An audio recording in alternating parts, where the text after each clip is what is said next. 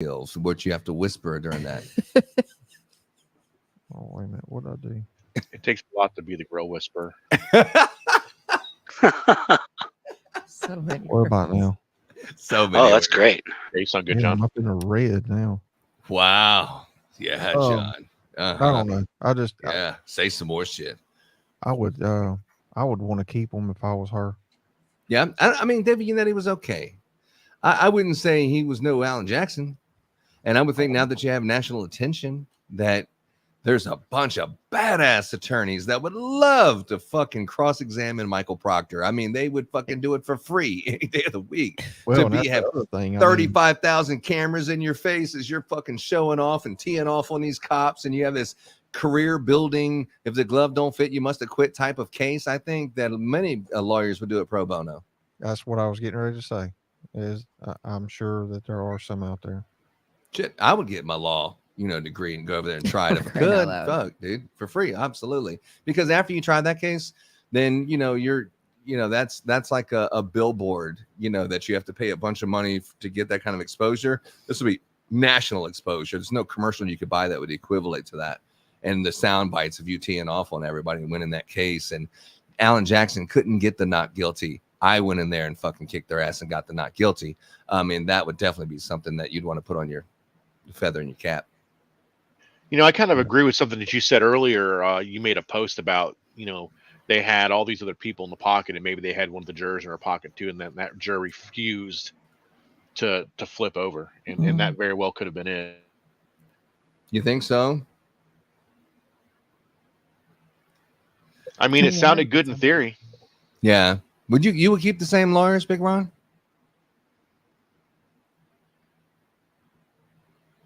I'd keep the what? You would keep the same lawyers? Yannetti? I would definitely keep Jackson. That guy is solid. Yeah. I get what you're saying with you. I think he's a little bit on the softer side. I don't know if anybody else in here agrees with me on that, but I found him to not be as aggressive. And I know you're supposed to have that yin and yang where you've got to have the aggressive and not non-aggressive so you can deal with each one of the witnesses or, and be able to appeal to the jury. But in a case like this, I think a little bit more aggression might have been better. I think Yannetti looked good compared to Lally. Like Yannetti versus Lally, I like that battle of the minds of Yannetti can probably articulate way better than Lally, and Yannetti probably has a track record of beating Lally a few times or something. I can see that, but Yannetti and Alan Jackson, it's just the suaveness and the charisma and identifying and locking in with the jury and being believable and just very quick-witted. Yannetti and Jackson, there's not even close. Jackson's way better. My opinion. Oh, I agree. And I think that I think part of the issue too was old Aunt Bev. She I think she had her mind made up walking into that courtroom. Yeah, a change of venue for sure. Oh yes, definitely a change of venue. There's a lot of cases that have come up lately in the past year or so that I think should have had a change of venue. What do you think, Bet? I think she needs to keep the same attorney. I think he did great, proving everything that they tried to prove for her that caused this. He instantly flipped it on everybody and was like, nope, here's this, here's that. And I still can't get over the fact that it's hung after all that. But hey, not everybody's intelligent American. Dude, I mean, having a fucking set of ears and a set of eyeballs was like, who could not see that? Well, that's why I'm wondering if it was just one juror or if it was more than one. The way that they wrote it, it sounded like some jurors feel this way and some, it might have been what was it, the floor person who was. I would like to hear from one of the juries to find out what really that fucking happened. Yeah. The jury is about, there's nothing about this freaking case that's like normal, like everything is everything is backwards and not what you see. It's like the defense, it's so bad that for a fact that these cops probably did it. The burden of proof that's typically on the state is on the defense to prove that there was a cover up. It's like that's kind of seems like what the case turned into, didn't it? Pretty much. I mean, yeah. That's It's like the burden of proof is on the defense to Perry Mason it, and like the reasonable doubt. Jesus, you got plenty of fucking reasonable doubt that she didn't do it. I mean, I can name off 10 things, but those last experts that came in, didn't mean to cut you off. Those last experts that came in, especially that old dude's like, there's no way this dude was hit with a vehicle at these speeds in this weather condition. It didn't happen. It's impossible. That right there is enough doubt to acquit her. the way Michael Proctor talked, the Jennifer McCabe 227, Haas Long to Dine Cold, you know, that, I mean, there's like many different things that you're thinking. There's just the accident reconstruction for sure of the arm, when you can clearly see it's a fucking dog bite. When you look at the Sallyport video being reversed, there's a million different things that you're saying, hey, there's no way that this can continue on. But I would have just stopped the trial right there. And I'm so surprised they never brought up the two fucking shoes, the white shoe and the black shoe. I cannot believe they didn't bring up that picture and, Alan Jackson say, look at this shoe and look at this shoe. You know anything different about the picture and what the shoe is now that's in there? You know anything different about that? They have no chain of custody for any of the evidence. It just, none of this stuff made any sense. I cannot believe a jury hung on that. No, that definitely blew my mind. Definitely blew my mind. I mean, there was so much reason, and just the way he was talking about her. I mean, that in itself should have been enough. Yeah. well. Joe called it. We all owe him 5 pounds of coffee. Yeah. Well, already paid my debt. yeah, no, I seen that. Yep, me too. Well, Yeah. I mean, regardless of how he talks, Poor Joe's going to be up for 2 weeks. that doesn't mean that. I mean, she did it or not done it. I mean, that was just unprofessionalism right there. But There's so many things, like just that one detail. Even like, we got her on camera and a video, and she was killing them, and I got the whole thing on tape. But this one little piece, we had to let it go because this one little thing. There's like a million of those things, and still they hung. Texan, did you buy him decaf? Yeah, he definitely needs decaf. Decaf. Texan didn't look at him. He brought the fucking double caffeine one. Sorry about that. Yeah, He just extra had open strength. heart surgery. I didn't think about it. I'm so sorry. Yeah, I'll tell him to wait for a couple months before he dips into that. yeah. Send him a carton of cigarettes while you're at it. So don't worry, guys. We'll all be able to watch this back on Netflix in like 6 months or so, because this is going to be a Netflix movie for sure. I wonder if they're going to use Hawk Tuohy Girl for Karen Reed. Oh, Jesus. That'd be great. I'm so sick of hearing her. So do you keep Proctor active until the next one, or you have to get rid of him, or he still has a job? I don't get it. I mean, you keep him active on the police force, no problem. Well, I think they do until there's an outcome on the trial, one way or the other. Because we've already seen they don't follow policy and procedure. So, I mean, Yeah, right about that. Here's Maybe he's the Hawk Tuohy girl. oh, he is. Oh, definitely. Let me see here.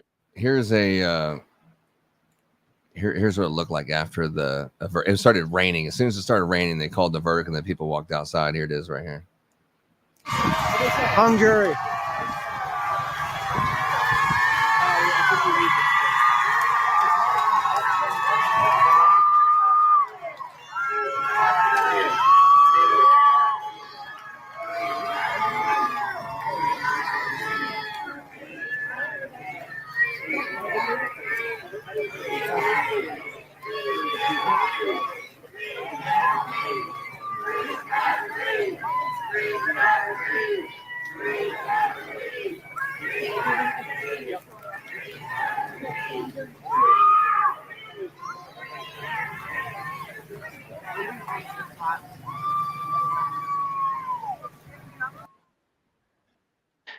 And just to be pedantic, guys, it's Hawk Tuohy.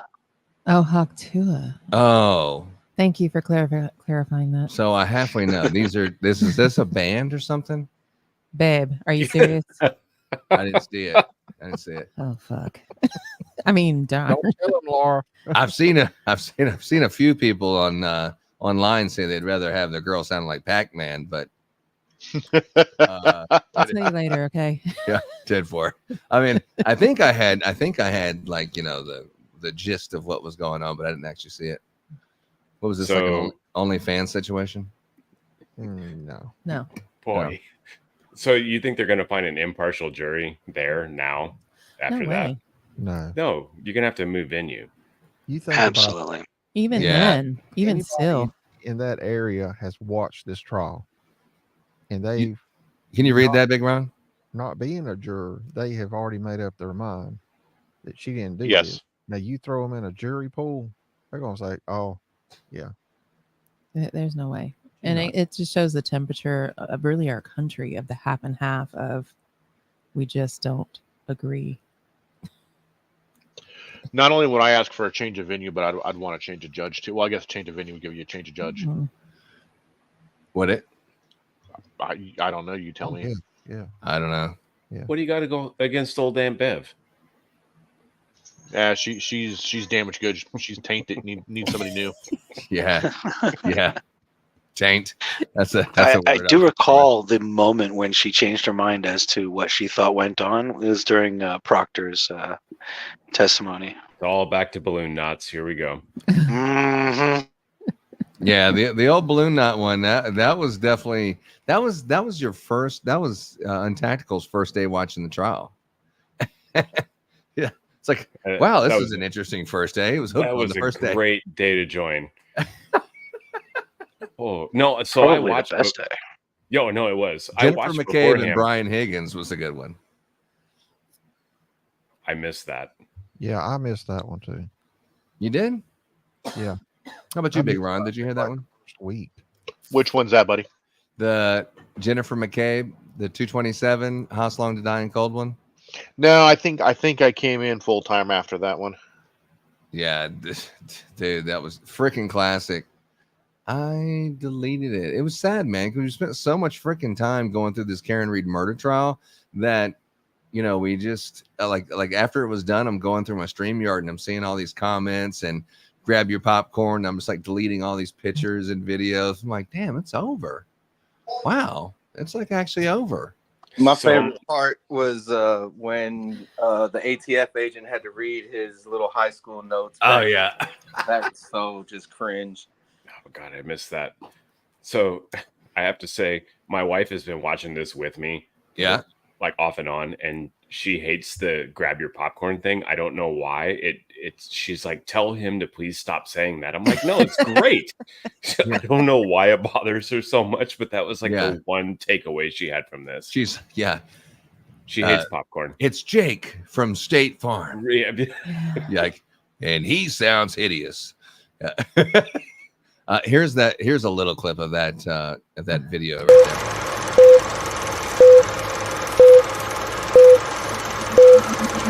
You're listening to the Karen Reed murder trial on Kingdom Radio.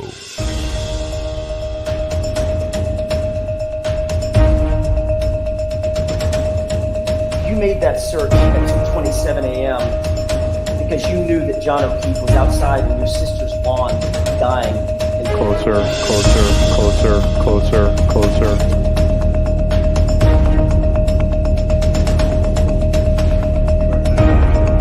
That is an area of damage that I noted as area 1 in my notes.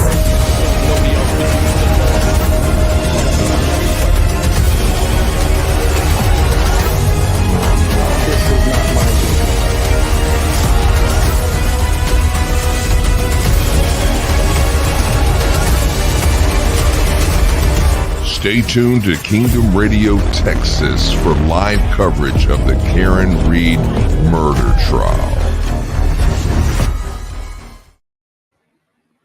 Hell yeah, dude. It's like deleting all these videos. Like, I'm done with it. Like, damn, dude, I put all these videos together. That's over with. But Well, they're going to retry her, so don't get too delete happy. I mean, no, they're saved on my computer. just start deleting over. the StreamYard. Yeah, I know. No shit, man. he'll start over, come running, babe, you'll never guess what happened. I'm like, I don't give a shit. She doesn't. Guess what I did today? Yeah. She's like, you ain't done a damn thing sitting at the freaking computer all damn day. I'm like, I know, but look, Michael Proctor, let me tell you what he said, blah, blah, blah. She's like, whatever. Whatever. So what do you think about the no reading of the transcripts and there's no readbacks for the jury? I mean, what do you think about that? We learned of this like the other day. What do you think of that? Oh, I didn't hear about that. Yeah, I missed that one too. Oh, yeah. Okay, so the jury could literally only hear what the witness said. There was somebody there recording everything the witness was saying, and obviously the digital recording, we all heard that. But what the jury heard was just what was said in court. They couldn't get a read back. They couldn't get the transcript of what was said. So they could only rely on their own notes. And if you listen to Bev, she said you can rely on your own notes, but your own notes are not evidence. You cannot rely on the notes of your other jurors as evidence either. So you can only rely on what you heard in the courtroom. And if you couldn't hear it, well, then you're screwed. I've never even heard of that before. State of Massachusetts, the whole state, that's what it is. No readbacks. And they say that it's supposed to be, I was listening to an attorney talking about it last night. They say that it's supposed to be favorable for the defense because you only can say this is my perception and the gist of what this person was saying, but you can't go back and read the, like whatever the mean old police officer said. So we're not going to allow the jury to read that what the mean old police officer said. So it's more favorable for the defense, but it actually worked backwards, I think, in this one. And other attorneys in New York, like Betterow, he was saying that it was just insane that a jury that listened to 70 witnesses and 685 exhibits can't go back and get a read back from, like, if the jury is kind of arguing with each other, like, well, I think this happened and that happened. You know what? Let's just go play it back and let's get past that issue. They can't get past that issue because they can't read it back. They can't solve that argument of this is what my notes say and that's what your notes say. And you're treating notes as they're evidence when they're not evidence. It's just your notes. So, I don't know. I can completely see why it's difficult to make a decision when you can't get a read back or look at any testimony transcript whatsoever. Yeah, but I guess I know everybody's different, but I guess if I was in that situation, I'd be like, well, what do your notes say? What do your notes say? That's how you would do it. Yeah, I mean, hell, if you've got 2 or 3 people's got basically the same notes, then they didn't all make it up. They got it from somewhere. I don't know. What you thinking, Big Ron?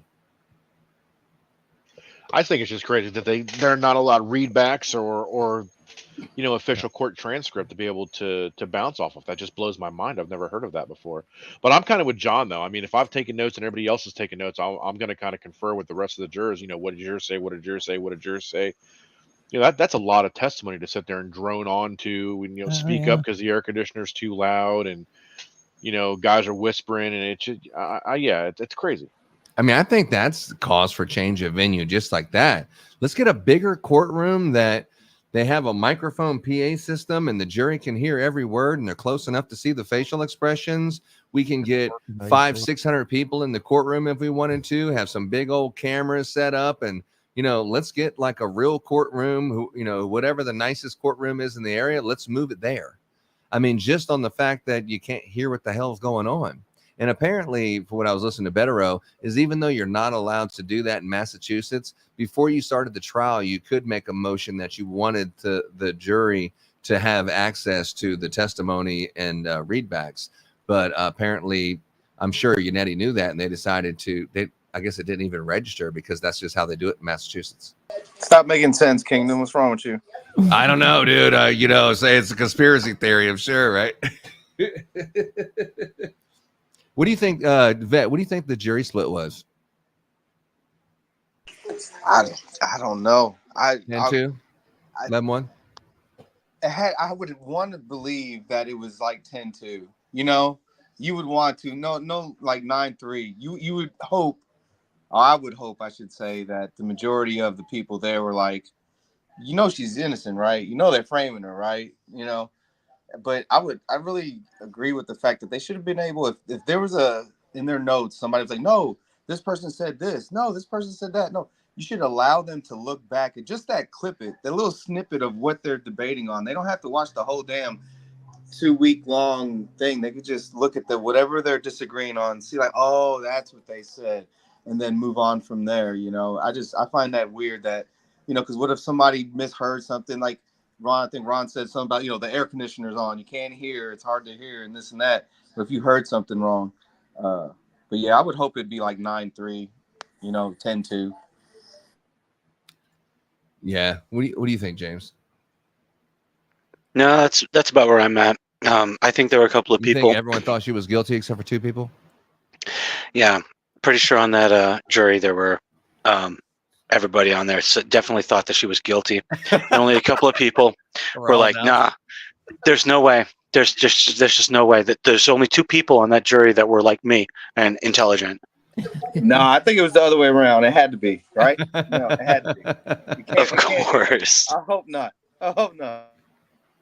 What did I hear this wrong, or was there an attorney in the jury? Thought it was a former police officer, a retired police officer from Dighton, I believe, was in the jury. What the rumor was, unconfirmed. Oh, okay.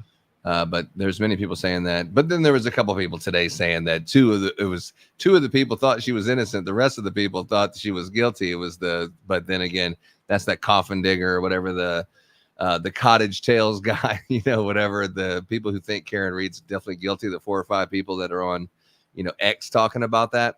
As a matter of fact, they're on Court TV right now, live, talking about how she should have been guilty and all that. It's actually live on Court TV right now. I'm looking for it.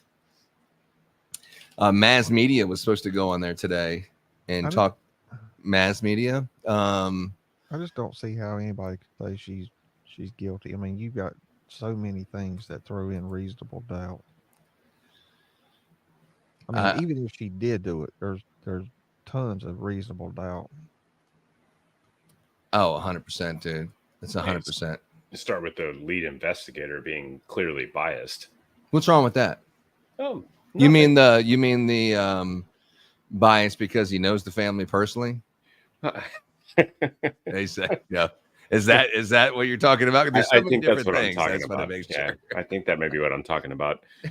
It's fine if you live in the former Soviet Union. Oh, but maybe not here. What'd you think, Laura? She's glad it's over. How many do I think? I don't care. Laura doesn't care. Karen Read's guilty, not guilty, whatever. Just I don't think she's guilty. I just think that, somebody, maybe they paid her or paid whoever. I was just trying to see if it had the jury details, like who was what, because I thought one of them was an attorney too. Check this shit out. Did you see the fucking prisoner that escaped from the courthouse during the day? That. You see? I watched that video. I was like, man, what the hell are you talking about, dude? Oh my God. When I seen that, I was like, these guys are the laughing stock of any kind of courthouse. They got all these news cameras out there and a prisoner escaping out. Like, it's like, Jesus. Keep their prisoners. Freedom. I'm trying to think of where the hell this is. Distracted. What's that? They're not paying attention. Dude, I must have posted like 85 times today. I'll find it here in a second. But that was crazy. James, have you seen it today? I think you posted just before we went up live. Dude. Let me see. It's like one of these 8,000 posts I did today. Yeah, if you didn't see it, Ron will find it for you. Oh, yeah. He's got it all. Oh, yeah, that's right here. It's like the Texas version of Google. Man around the corner. Go.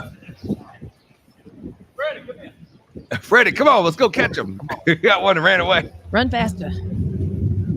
You love how the cameraman with a 60-pound camera is running faster than the cop. Hell yeah, dude. That's a professional. Which way to go?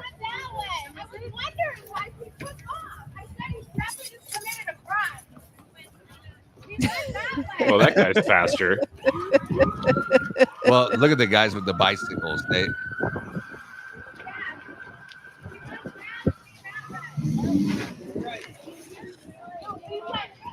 So. Prisoner, go. So, Lord, you got a fugitive manhunt, and fucking when the jury's deliberating, I mean, just incompetence. I mean, I guess you can connect the dots and say it. Oh yeah, most definitely. That's just icing on the cake. Why are the bicycle cops coasting? Shouldn't you be pedaling your ass off at that Isn't point? Electric bikes. A 10-speed, Oh, bro? okay, I mean, okay. Bikes. Oh, is that what they Gotcha. are? Okay. I stand mean, corrected. Just put the bikes away and get on horseback. What are y'all doing, man? Jesus. They're sending Paul Revere to go pass a note over to the guy and say, come back. What'd you think of that one, Vet? Little prison break? Fugitive on the loose? Yeah, that'd be hilarious. We'll do the Leslie Nielsen version of Fugitive. We'll do that one. I mean, you can't Dude. make this stuff up. I mean, I'm serious, dude. Golly, I would say that. I mean, telling look you. at this freaking idiots. Freddie, Come on, Freddie. Keep Ready? up. Americans are weak. In Soviet Russia, prison break you. Which way to go? My kid wants He to ask looked us for like ice he cream was truck. committing a crime. Just letting you know. a crime. My He kid looked runs like a faster bad for ice person. cream truck. The other guy's running like Forrest Gump. That's awesome. God, can you imagine the freaking news is all over the place, and you got prisoners just leaving and shit. It's like, dude, what are y'all doing, man? You're the laughing stock of Massachusetts. I mean, you know, I seen what was it, Elizabeth Warren and stuff was on. Isn't that she's the governor or something there, or she's somebody there? They're up there slapping beers and shit. You know, it's like, God, you guys should be embarrassed by the way that this state is conducting itself. It's unbelievable. It's laughable how corrupt this place is. There's a reason I call it massive two shits. Or Massachusetts. I think Joe's going to join us. Good, dude. Oh gosh. Here we go. You know, Jay, so you do believe Karen is guilty or innocent?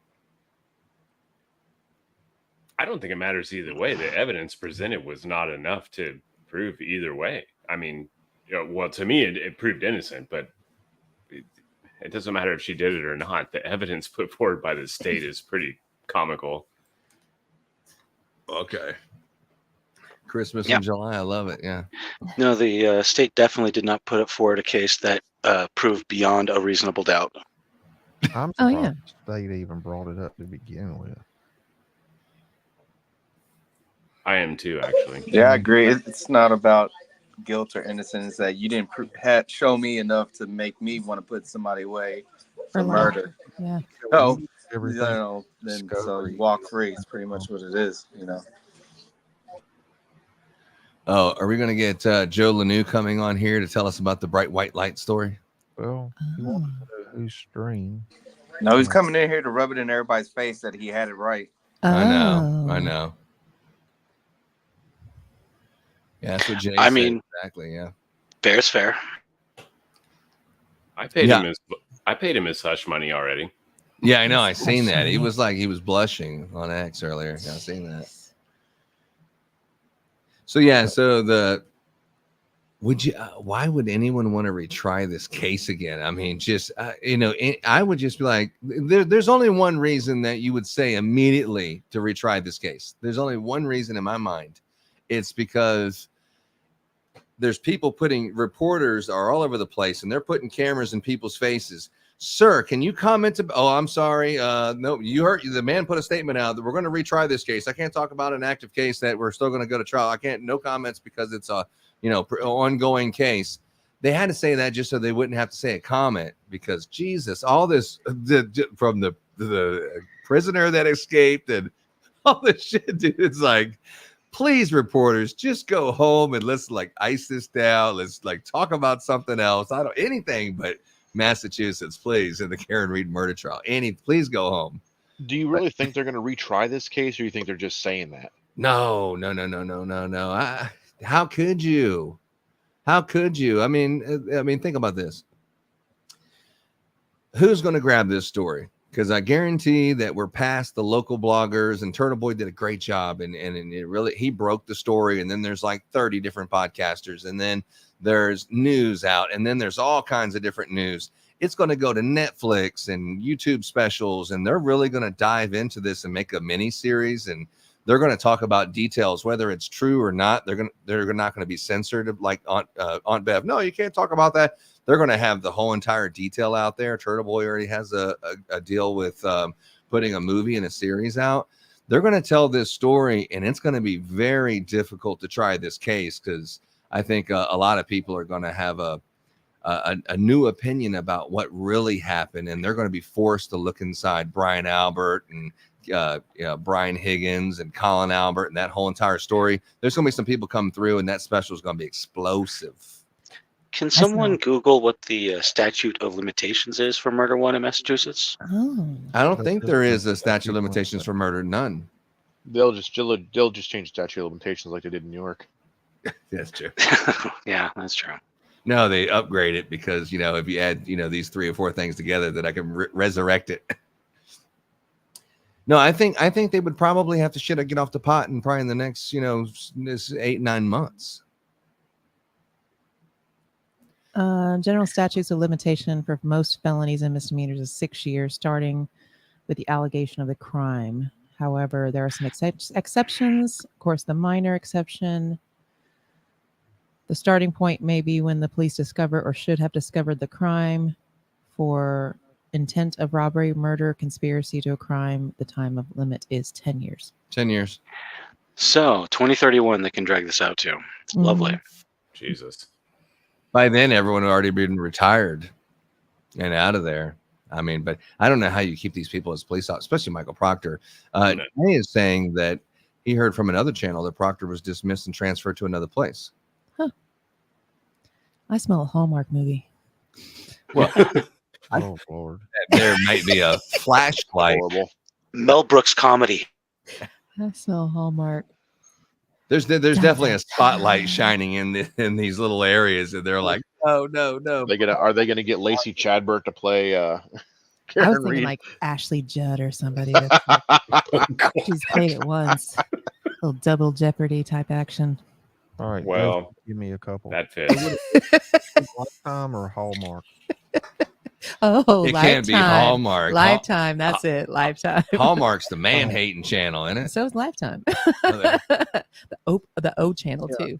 Maybe the O channel. I would get up in the mornings at like 9 a.m. My ex would be watching a movie, and the damn thing would be on at dinner time.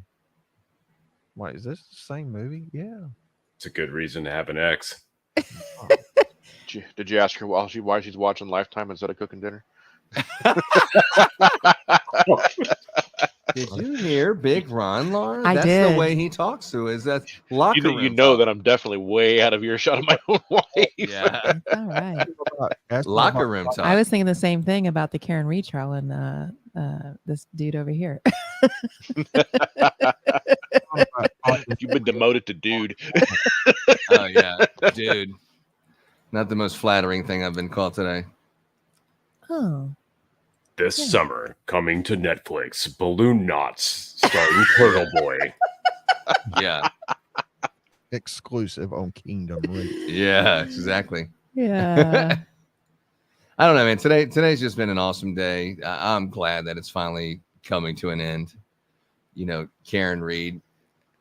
It sucks, man. That she's in this situation, and this is another view of her right there. But it sucks that she's in that situation and she has to deal with this. And clearly, them cops are planting evidence and stuff like that. I want to see someone go in there, but who can? I mean, the FBI. I mean, who goes into a? It's almost like an organized crime, but they have badges on and stuff like that. So you can't just start firing people. I mean, people are protected by certain things. How do you go in there and start that wrecking ball? And how deep do you have to cut to get all the cancer out of that one? Where do you even start with that? Well, I think that's why the FBI is doing it. Because like here in North Carolina, like we've got a state bureau of investigations that would, in this case, would do the investigation for the corrupt law enforcement agency. But from what I found up there, they are the premier law enforcement agency. Like there is nobody. So I think that's why the FBI is doing it. So the FBI and Department of Justice would go in and say, yeah, so-and-so handled this wrong. So-and-so did this. And violated policy. I mean, it's. I'll be honest with you. Looking at their policies and procedures, and then comparing what they did and didn't do, just in this case, I would not be surprised if they don't disband that police department, not the state agency, but that police department. Oh yeah, you got it right here. And start it from scratch. But now that I don't know about the state of Massachusetts. I don't know. Here, the Texas Rangers going in and start flipping tables and be over. Come on with us there, Steve. Hey, range-minded. Yeah, come on with us, bro. The invite's in the room.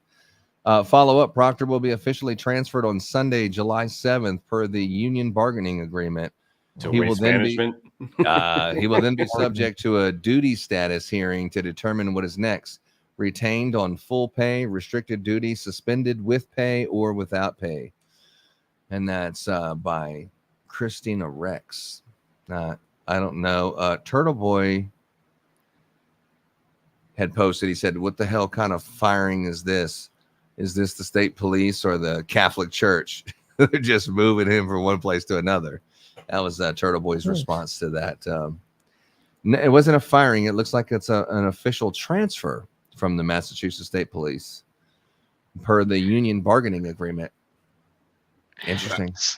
So what's funny is this little podunk Massachusetts Police Department has absolutely no idea what tools the FBI has at their disposal. They're about to find out, though. Yep. Yeah. Wait, which FBI? The one from like 30 years ago or the one from today? Today. Oh, okay. Yeah, there it is. Proctor's conduct and handling of the Karen Reese case is the subject of an internal affairs investigation per NBC 10 Boston. He looks so nice and upstanding right there. Yeah, he looked nice when he was running into the house. Right when his wife, Karen Reed's a murderer. I support my husband 100%. It's like, what does that have to do with Karen Reed being a murderer? It's like your husband, whether Karen Reed murdered John O'Keefe or someone else did, you know, it's clearly that they're like, my husband is innocent and Karen Reed's a murderer. It's like, you're sticking up for the leaky balloon nut, or that she's a C word and all this. I mean, he was calling her these names. You know, my husband didn't mean to say that, but I'm going to defend every single comment that he said about her because he had every right to feel like that about her because she's a murderer. It's like, he's like, honey, we're going to get rid of this TV for the next 2 weeks. I'm getting a bigger, better TV. Yeah. Yeah. So, and I'm going to get one where you push the power and I lost the remote and the whole thing. How do you go out to the store? How do you live your life like that when everyone knows that, you know, you've been on every freaking place on X? Everyone there locally knows exactly who these characters are. How do you show your face and what kind of under breath comments are being made at, you know, anywhere you go? Get your hair Move to Costa Rica. Yeah. Yeah. In a town of 30,000 people, everybody there, I guarantee, knows at least by name everybody in that town. And there's Joe. Yeah, and anywhere you transfer, they're going to know who the hell you are. A little briefing before he gets there. Yeah, oh yeah, exactly. Heads up, we got Proctor coming in. Yeah. Given the fact that they're doing an internal repairs investigation on this, I mean, what is that going to do for the case on the back end? Because now that one of the main witnesses is under investigation. That's a good point. Well, you would think Proctor being the lead investigator, I don't see how they could go forward with the charges. I see how you can take a position of no comment with the still a pending investigation and trial happening. But Jay seems to think that the DA has no case. And we thought that too, man. We thought this shit was going to be not guilty. And we're like under an hour. And James like 40 minutes, dude. I mean, 42. Let's go. Yeah, 42 minutes. I got my money. I'll say in under an hour, but 42 minutes exactly. And the only person that was right is Joe Lanou. There he is. What's going on, Joe? He called it at a week and hung like I think you said a week and a half hung. How about Oh, there you are. What's up, dude? Yes, absolutely. I said a week plus, so I was a little under, but I said your first impulse was weak.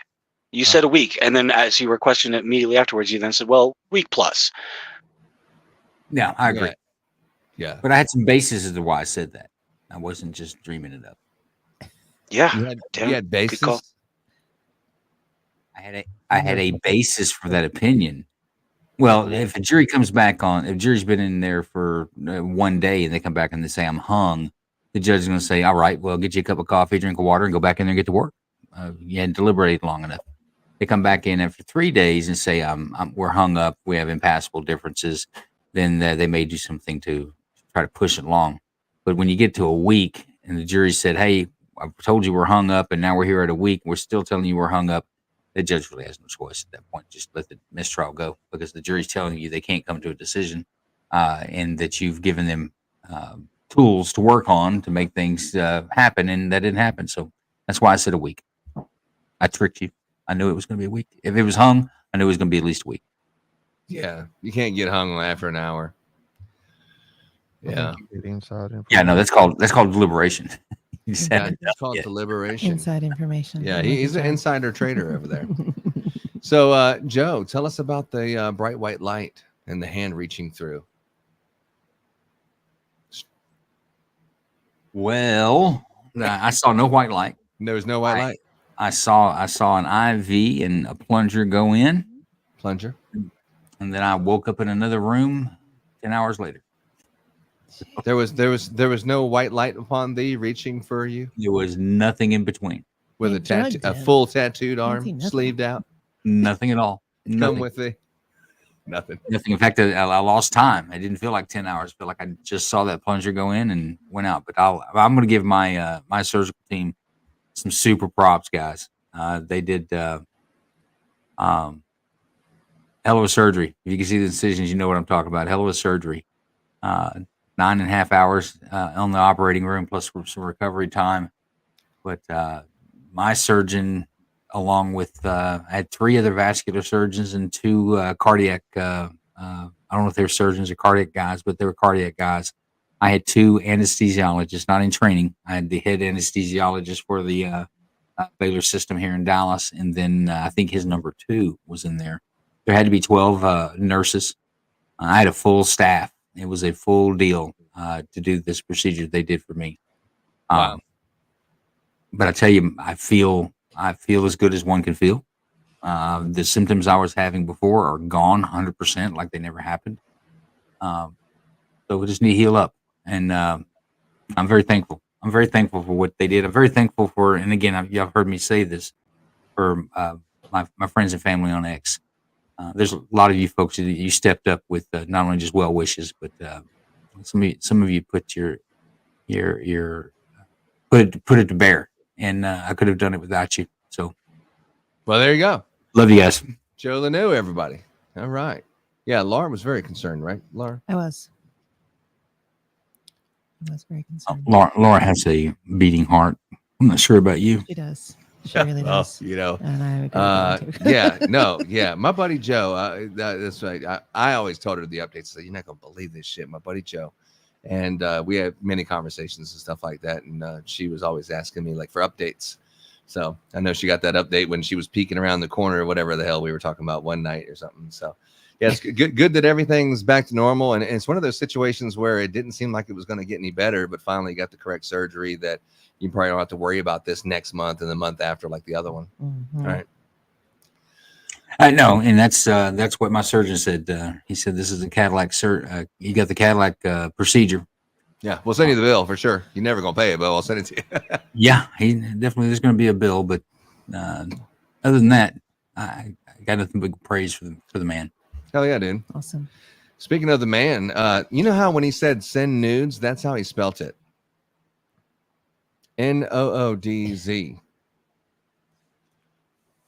Well, yeah, I don't know. That's a smart man. Maybe that's the way it goes. And when you're texting that type of stuff, I don't know. I don't do it. Well, if he would have said NUDES, he could have said, I'm looking for news. You know, you could have said it was a typo, but when you spell it NOODZ, you're looking for nudes. It's hard to say that was a typo. You know, Yeah, it could be something that I'm not aware of, but it could be a way to avoid, like if you're going to pull a Celebrite and do a search on a phone, you're looking for nudes, and that wouldn't come up. Yeah, keyword searches, and that's not gonna be in the keyword search or the algorithm search. yeah, I guess they're trying to be clever. Nothing about Michael Proctor seems clever to me. And this whole transfer thing, it's got to be the weight of the power of the union protecting him. I've missed that. I've been kind of out of the loop. Is he transferred? Trooper Michael Proctor is officially transferred him out of the Norfolk County District Attorney's Office, State Police Detectives Unit, and he will be going somewhere else. This follows our previous decision upon an internal affairs investigation after the information about a serious misconduct emerged in testimony at the trial, and this investigation is ongoing. That's probably on his way to dismissal. That is when you have an officer that's looking at an active investigation, serious allegations. You want him to do paperwork. You don't want him to have anything to do with a trial, anything that's going to go to court or any law enforcement, as we call it, law enforcement action, arresting people and things like that. This guy goes to property room. No. Where'd you go? Didn't this guy just get assigned to a murder trial? Yeah, no, he was assigned to a murder trial 3 weeks ago, but I think today he's not in that murder trial. Oh, okay. Never mind. Yeah. Now, if he's anything that can interfere with or affect the prosecution of any other case, I just don't know what they're doing in Massachusetts. They've lost their ever-loving minds. Let's say Proctor did nothing wrong. What's going to happen the next time he gets on the witness stand? What are they going to bring up? They're going to bring up the case he's on, or are they going to bring up all this? Of course, they're going to bring all this up. I mean, if you're a prosecutor, you're a fool. You're calling artillery on your own position. Like, here's my grid, and dump your load here. I'll take it. All right, sorry. Yeah. Did you see NBC 10? They caught up with Michael Proctor right after the verdict. They caught Michael Proctor pulling into his house, followed him home, and it looked a little something like this. For Proctor, Kathy Curran from NBC 10. We'd like to ask you some questions. Do you think your actions impacted the outcome of the trial? I'm not on your lawn. I'm on the street. Do you have anything you'd like to say? I fully support my husband. Karen Read is a murderer. You support your husband? And you heard it there. His wife fully supports him and called Karen Read a murderer. Testimony in the case showed Proctor was familiar with witnesses in this case. We reached out to state police about Proctor's current status with the department. They told us he's still employed and had no further comment at this time. He's still getting a paycheck. We have nothing more to say. What does old Jay Goodman say? What do you believe the jury count was for against? Was there one or more that couldn't make up their mind for not guilty? Do we know what? Did they poll the jury? They may not make that. They don't have to make that public, by the way, on a hung jury. But we know if they polled it? Yet. Nothing yet. I've heard some people say that they knew the poll, but I wouldn't know who would be credible enough to say it was true. Well, it's actually a proceeding that happens in the courtroom. The judge will allow will poll the jury, call them one by one. What was their vote? Now that is for when there's a guilty or a verdict. They'll do that, and that's public record. It doesn't have to be public. They can do it in some states, but it doesn't have to be public record if it's a hung jury. And I may have already talked about this. I'm coming in late, but what's everybody's opinion? What does the state do now? Does the state go back and get a reindict Karen Read and let's run at this again? Does the state have a case? That's what the state said they were going to do.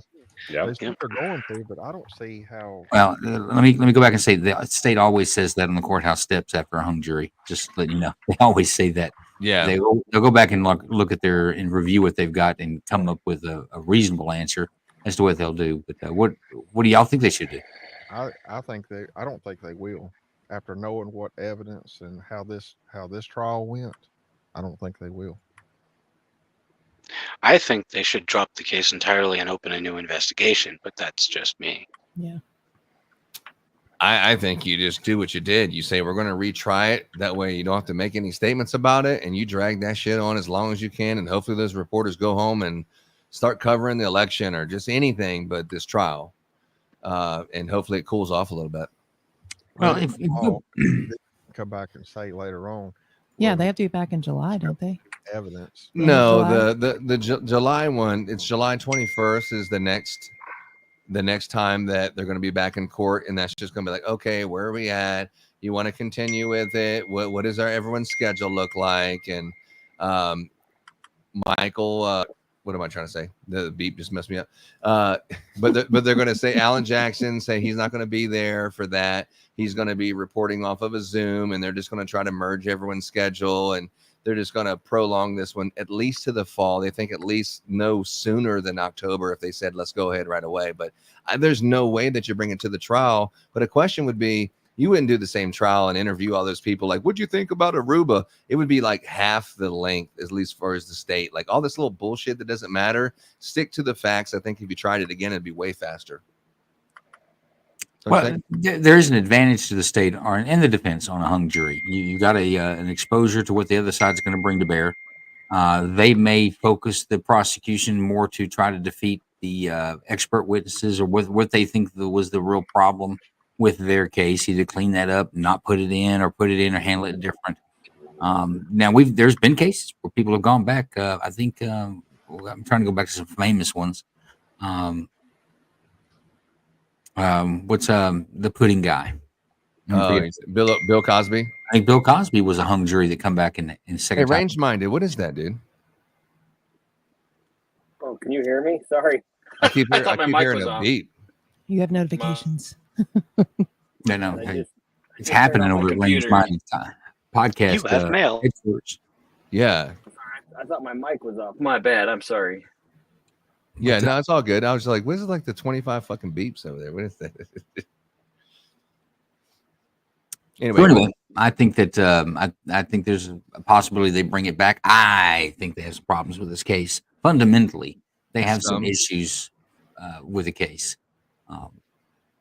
I'm curious, though. I would like to know what the jury count was. I've heard some rumors. What was the rumor that you heard the jury count was? Well, everyone was saying 10-2. 10-2, but I didn't hear any rumors saying 10 to convict and 2 to acquit. No, 10 to convict, 2 to acquit is what that Hoffendinger or whatever the hell his name is with the Cottage Tales, the guy that did that closing argument crap that thinks Karen Reed's guilty. Of course, they're saying it's 10-2 the other way, but most of the Karen Reed supporters were saying they think it's 10-2 or 11-1. But then other people were saying, well, based on the jury notes saying some of us are this way and some of us are that way, then that means it was more than 2. But I haven't heard anything that's official of what the actual real count was. Now, I would say that the state will not be seeking coming at this again if they had 10 to acquit and 2 to convict. In other words, if the jury was hung for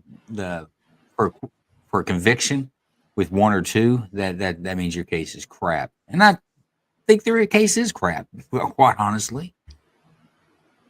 Not disagreeing with that. The whole case was bullshit, dude. I can't believe that it even made it to the point where the jury could even say guilty or not guilty. I would have stopped it. Jennifer McCabe was a good one to maybe stop. Brian Higgins almost pleading the fifth on the damn stand would have been like, whoa. I mean, there was a lot of parts of the trial I thought were like, dude, my mind's made up. And I cannot believe, I mean, everyone has their own moment where their mind was made up, whether it was at the very end with the FBI hired Dr. Wolf and all that, or, at some point your mind's made up, like, hey, here's what I think in my mind. But I cannot believe some of the jury members never had that moment. They thought, some of them obviously thought they were guilty. You got to remember that when you start a trial, it's kind of like you're getting onto a highway. You've only got so many exit ramps for that jury.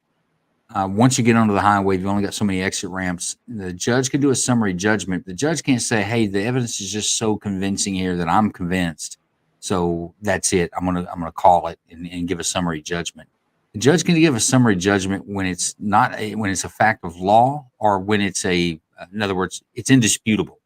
An indisputable fact. Let's say that let's say that John O'Keefe came in and said on the stand, he's like, yeah, I'm John O'Keefe. Here's my DNA evidence that none of that happened that night.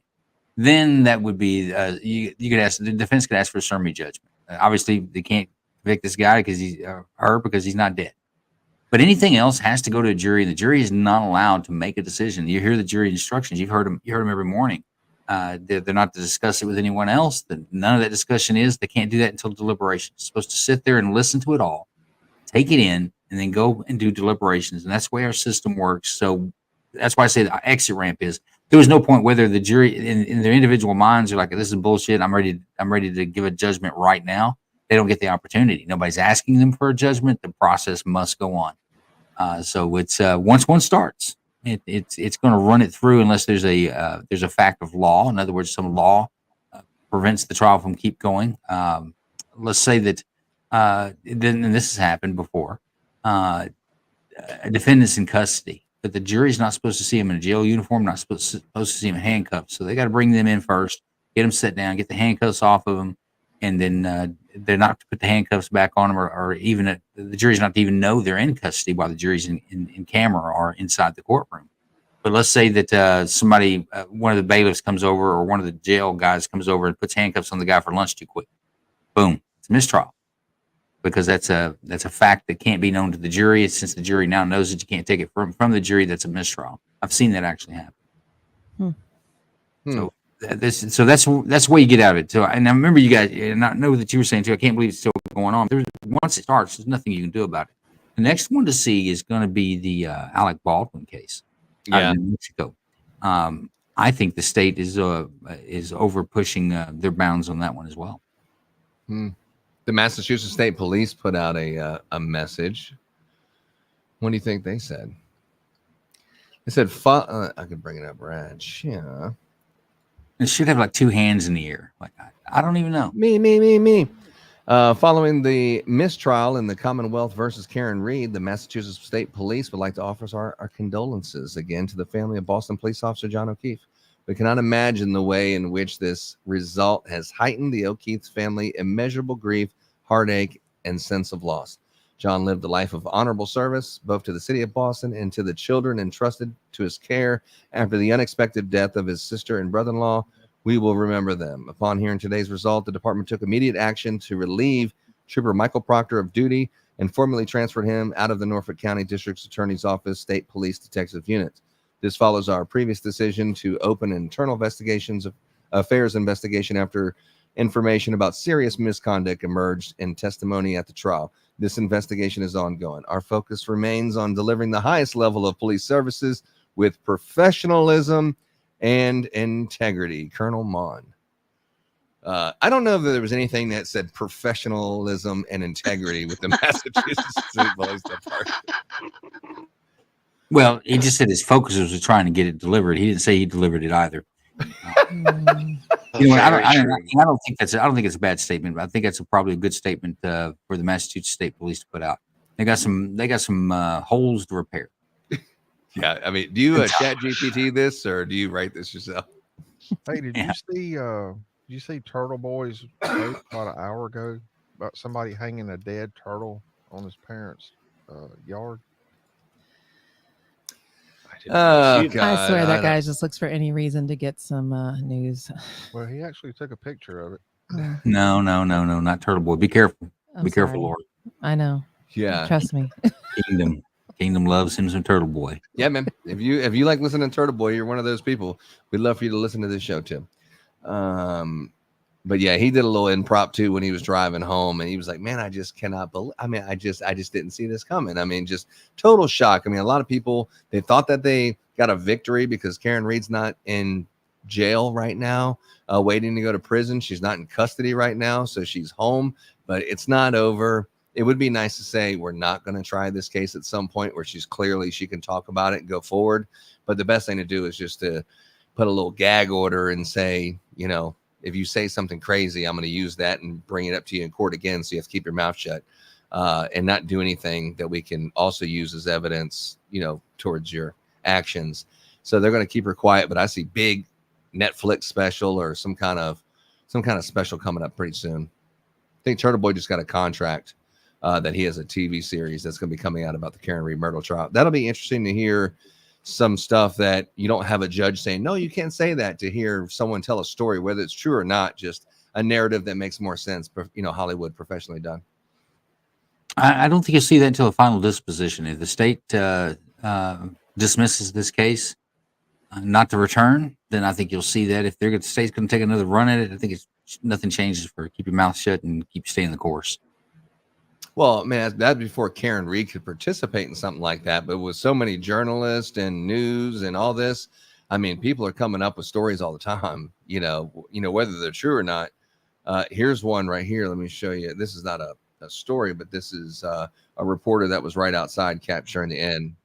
Reporters today, a lot of pink that we've seen today. And, throughout the day today, they've been out here just kind of waiting. And some told me that they felt a little bit deflated that a verdict didn't come relatively quickly here. But then after we got through lunch, Karen Read went from where they're hunkering down into the courthouse, and everyone was just kind of glued to their phones waiting for what the next step was here. And then when the judge announced there was a mistrial, there was a roar of cheers from the folks here who are wearing pink. It also happened to coincide with heavy downpours, thunder, lightning. But you see these folks, they're still out here right now. Some of them, they've got their umbrellas, they've got beach umbrellas, and there's still cheers right now after after Karen Read and her defense team left the courthouse steps there.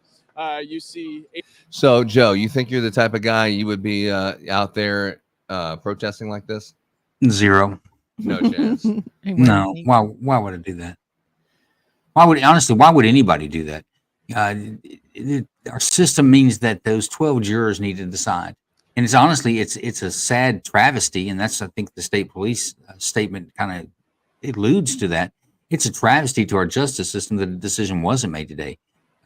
Karen Read deserves a decision, not be left in limbo. She deserves a decision whether she's guilty or innocent, acquitted or not, are found guilty. The victim's family, they deserve a decision. That's what the whole purpose of this is to have a decision in a disposition for a criminal offense. If one is so heinous as loss of a life. So this is all. And then when you say news, I don't want to see any more of this. I mean, these guys, they can get they get on the news and do what Turtle Boy does and get the limelight and talk about what they think and their opinions and all this other bullshit. At the end of the day, that's all it is a bullshit. None of them couldn't spell trial. They couldn't spell trial. 100%. The judge, everybody. Even this reporter right there. Now you catch the next storm, he'll be in his knees, making like the water's up to his waist. Believe him now, because he's telling the truth now. Yeah, I think this lady had something to say.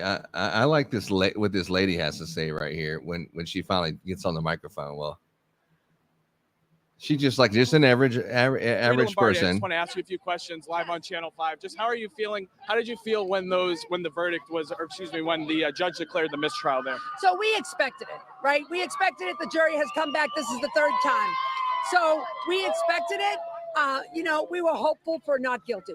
There was no evidence to bring guilty. Guilty was not even an option in this case. And so, it's not the verdict that we wanted, but we accept it. And I want to learn from this verdict. I want to understand why, with the evidence that the defense put forward and the cross-examination that the defense put forward, I want to learn why this jury could not come to a unanimous not guilty verdict. I think there's a big learn in there, and we need to figure out what it is. If the juries today do not understand forensic evidence, scientific evidence, then we need to raise the standards of juries, because if they don't understand the concept, the defense put together experts from the Department of Justice, the FBI, and military. They do action reconstructionists. These are the best of the best in the world. And if that testimony was not taken as credence, then we have a problem. We have a problem. What do you think about that, man? The jury needs to be more educated on forensic evidence. She's an idiot. She needs to be more educated. She doesn't understand how our justice system works, and that she's just, there's no comment to that. She's just an idiot. And maybe she should look up the definition of a verdict, because we didn't get a verdict. That's the issue. There was no verdict today. There was no decision made. The jury did not make a decision. The jury was unable to make a decision. And honestly, it comes back down to this judge. A judge shouldn't have too many mistrials. because it looks like, well, Judge, you can't put on a case that we can get a verdict at the end of, because that's the whole purpose of the process, is for those 12 people to come to a conclusion beyond a reasonable doubt in their minds on guilt or innocence, or guilt or not guilty, and come up with a decision. That's the whole freaking purpose of it. So, yeah, I don't want to see. Put her on Netflix. Y'all can watch that. I'll watch something else. Yeah, he'll watch something else, Laura. Yes, I will too. Yeah, Laura's not a big fan, but I don't know. It seems like a lot of people are wearing pink like it's a woman thing, like it's everyone's out to get the woman, and it seems like a lot of shows have kind of took that angle. I'm not 100% sure I see that, even though they did pin it on the woman. But I don't think it's a woman issue. I think it's a police corruption planting evidence issue, more than it's a woman's rights type of thing issue. I mean, I could chime back in on that if you like. Well, all the wearing pink stuff, supporting women and stuff. It's like, I get it, but I wouldn't say. Our good friend Dante's made some comment like that. He'd like to watch our shows because we weren't in here talking about the empowerment of a strong woman. And that's not what it's about. You go back in this case and you parse off all the emotional stuff, whether you like Proctor or not, you like Karen Read or not. Take your emotions out of it and just look at it on a clean, sterile, logical basis. If you believe that the police planted evidence on that scene, then she's not guilty. Period. If you believe the police didn't plant evidence on that scene, then nothing else matters. She's guilty. Because those pieces of a taillight could not get there without there being a collision between his body and her vehicle. So that's the two things you had. But what the defense was able to do was muddy the water, keep it cloudy. I'm still not saying that Karen Read is. I'm convinced 100% that she's not guilty. I don't know that she did it intentionally. I think maybe it's probably more like some manslaughter if that's what happened. But I'm not out of the realm of that. If I sit on the jury, I think that could still be in my mind, because I'm going to have to get past the. I'm going to have to get and also go back to conspiracy. Two people can keep a secret if one of them's dead, and that's pretty much true. You got a lot of folks that had to be involved in this conspiracy to get these pieces out there to make this go the way it went. Not saying it didn't happen that way. The state hands were not clean enough when they come in to do that. And when that happens, I lie on the defense's side, whether, if she is guilty, she deserves to go free because the case is that jacked up. But so despite the case being jacked up and all that stupid shit, that doesn't really change the facts of what happened. You think Karen Read bumped into John O'Keefe at any point? I'll be honest with you, I don't know. From that, I can't. I'm like the jury. I couldn't go home and sleep at night with either one of those decisions because I just don't know. Because there's a good possibility that there was police corruption that screwed up. There's a good possibility that she did it. Okay, if you take out the police corruption, and those little taillight lens pieces are laying near his body, how do you say she didn't do it? I was really referring to the physics part of where he is and what they said, their theory of she hit him and then this is what happened and he landed on his phone and held the drink in his hand as he tumbled around 30 feet and the way that the evidence was. It's just the physics, the science. It doesn't matter what you said. The science does not make sense. Yeah, well, I don't know about that. I don't know that I understand the science well enough to say that every probability has been worked out. I've seen some weird things both in the military and police where it's like, how'd that happen? But there wasn't anything funky about it. I watched it happen with my eyes. So I don't know. I guess my point is I don't know. The state should have been there to prove it because that's their burden to do, and they didn't do it. And the defense did a good job. Honestly, if it'd been a not guilty verdict today, I've been okay with that too, because the state didn't, in my opinion, do what they're supposed to do and prove an American guilty beyond a reasonable doubt. So they're going to take their liberties away. I think they went too far on the fucking dog bites on the arm. It's clearly dog bites on the arm. I wouldn't say it came from shards from a smooth surface glass that you hit it and it made those incisions or those little tears exactly that look like dog teeth in his sweatshirt. And then it went into his abrasions or whatever they are, lacerations into his arm. Them saying that, no, that was not from a dog. It was definitely from a taillight. that was the part where if that did come from a taillight, the rest of it doesn't make sense, but they could not abandon that part of the theory. Now, not like she hit him with the car and then maybe a dog came to bit him fucking somewhere around the night. I don't know. I mean, you know, a dog bit him. It doesn't mean it was a dog inside of the house, but they just stuck with that story, which just made it, they weren't even open to say maybe it was a dog bite and maybe she hit him some other way. They could not get off of that exact same story. That's the part that made it seem way more unbelievable. When the science said there's no way that that theory exactly happened, they would not get off of it. Right, Big Ron? Completely agree. Yeah. I don't share the same view. I mean, I cannot believe that the 12 people could not say that she was innocent, or there was reasonable doubt, or there was just this one thing that I just can't get past. That I cannot say that she's guilty. There's no way that I can say that she's guilty and argue that side based on a bunch of things. I think the whole glass being thrown at the back end of the car was kind of an interesting theory. Where they made that cannon, just shoot it 20 miles an hour at the glass. And then the guy was like, well, if a body hit it, it wouldn't just be the glass. It would be more damage to the bumper and the upper part of where the glass is. It wouldn't be just the glass itself or the taillight lens. It would be more damage and stuff from hitting a body, which is it's just not there. That part, I thought when the jury heard that, I mean, we were watching it on TV thinking, oh man, there's no way. But then there was just some people who were entrenched down with she's guilty, and I don't know how many it was, but they weren't budging off of that idea for whatever reason. What do you think, John? What? No, let me throw this in after John does, though. But what would you say if it was the other way? It was 2 for acquittal and 10 for guilty. What if the majority of the jury was on the side that it was guilty? It's the same thing. I just can't understand how, when it's the you're innocent until proven guilty, allegedly, even though it seemed like the defense had the burden to prove it was conspiracy. It seemed like they're the one that had, it was all backward. They had the burden to say, okay, you say it's conspiracy, then prove it. Prove that he planted it. Prove the evidence that they did all these bad things. The burden seemed like it was on the defense. But I don't see how anyone could have said, I feel confident that I'm going to say guilty, and she's not just going to go to prison. She's going to go to prison as a cop killer. And her treatment as a cop killer in prison is going to be harsh, and she fucking deserves 30 years in prison. And I'm going to make that decision right now that without a doubt, I don't care about none of it, she's guilty. I don't know how anybody on that jury could say that. I would not be surprised too if you don't have some kind of corruption within the jury as well. On most of the time you'd say I don't know, but in this case, God, dude, it really opens your mind to how deep is the corruption. If they're willing to have these 7 or 8 people, if you believe that, there's 12 people in the house, obviously all 12 of them seen something. But if 12 of them plus their family members, and this guy knows this guy and he also knows this other guy, and they're willing just to say this one little white lie or this one detail, is it possible? It seems far-fetched.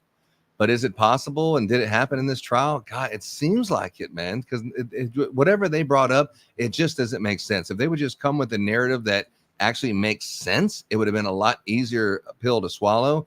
But they did not come with a narrative that even makes sense. Even at the end, they still didn't have they had that bald head fucking dude, whatever his fucking name is, give well, he did this and he spun around, then he hit, and then he flipped there. Like, no one who believed that.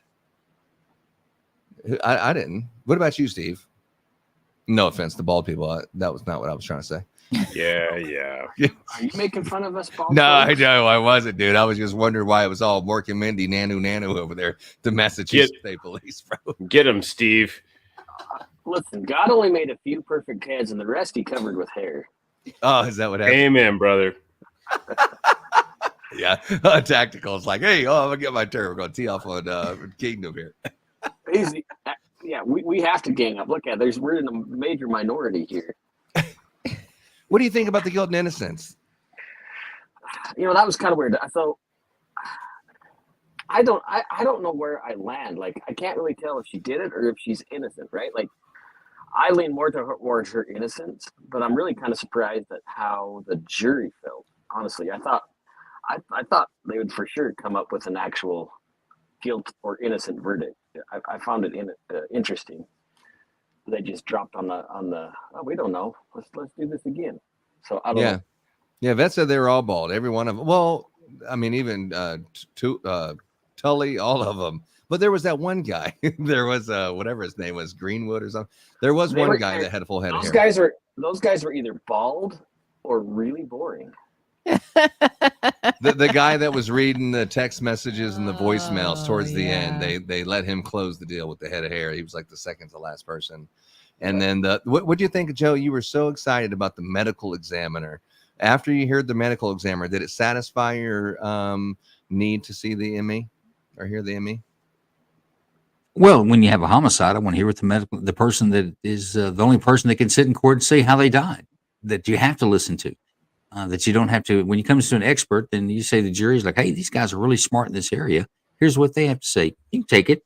You don't have to listen to it. It's not important. But the ME is the only testimony brought in. Nobody else can say how this man died. And I'll go back to the ME. I think the ME did a good job. She explained that he died of blunt force trauma to the head. She explained the injuries she saw to give her that opinion, which I would agree with. She talked about the body temperature and how that dying of exposure or hypothermia is kind of, you got to rule it out. There's not like one thing that says this is it. You go with body temperature, nothing else is it. Then it must have been what they died from. But she did not say what the mechanism or the manner of death was. She was asked point blank, was it consistent with being struck with a vehicle? And she said, I cannot give you that answer. And I'm not qualified. So I say that the medical examiner did good. And it did give me that's what I wanted to hear. I wanted to hear if the medical examiner was going to stand up there and say that these are consistent with being struck with a vehicle. And I've seen thousands of these, and this is consistent with it. Because that would have been damning for the defense. But the medical examiner did not do that. All right. So if you've got her saying, I can't say one way or the other, but then you've got those last two experts saying what the state is saying happened did not happen. There's no feasible way for that to have happened. I mean, I'm not saying exclude what the ME said. Damn, untactical. She was unable to say, but then you got these two experts saying no, that it couldn't have happened that way. Why is that tactical not texting in Nurse Kim's house? Yeah, I know. What's going on there? I don't know. Yeah, it must. Nurse Kim. I don't know. It must be the background. That's my piano. I play like Elton John. I promise. Elton John. Yeah. Songbird of our generation, folks, right there. Untactical Texan out of Texas. Yeah, there you go. Hey, John, guys, I gotta drive in the morning. If I'm sitting on a jury, good to see you, Big Ron. And I've got an ME saying I can't say, but then I've got two professionals saying no, this didn't happen the way they're saying happened. Well, right there's your reasonable doubt. It hadn't already been met, in my opinion, way before that. I'm like, okay, there's your reason. But then again, you have a Massachusetts State police officer that's kind of acting like an expert, even though he's not, but he's giving testimony in that direction of this is what happened. So they heard that too. And he said pretty much she hit him. So you have one person saying one thing and one person saying another thing. And which one do you give more weight to? But definitely just like did they Google search 227? Yes or no? One person said yes. Two people said no. So it's not like a clear, there was only one expert and that's the opinion of all experts was this. It was conflicting experts on all the major issues. Yeah. But I mean, it was just, do you give that guy from the Massachusetts State Police the same weight as you would those FBI guys that are hired guys like Dr. Wolf? I don't see how you could put those in the same boat, especially when they weren't even hired by the defense. But it goes back to the jury again. That's what the jury's charge is to make a decision. Who do you believe? Who came across more believable to you?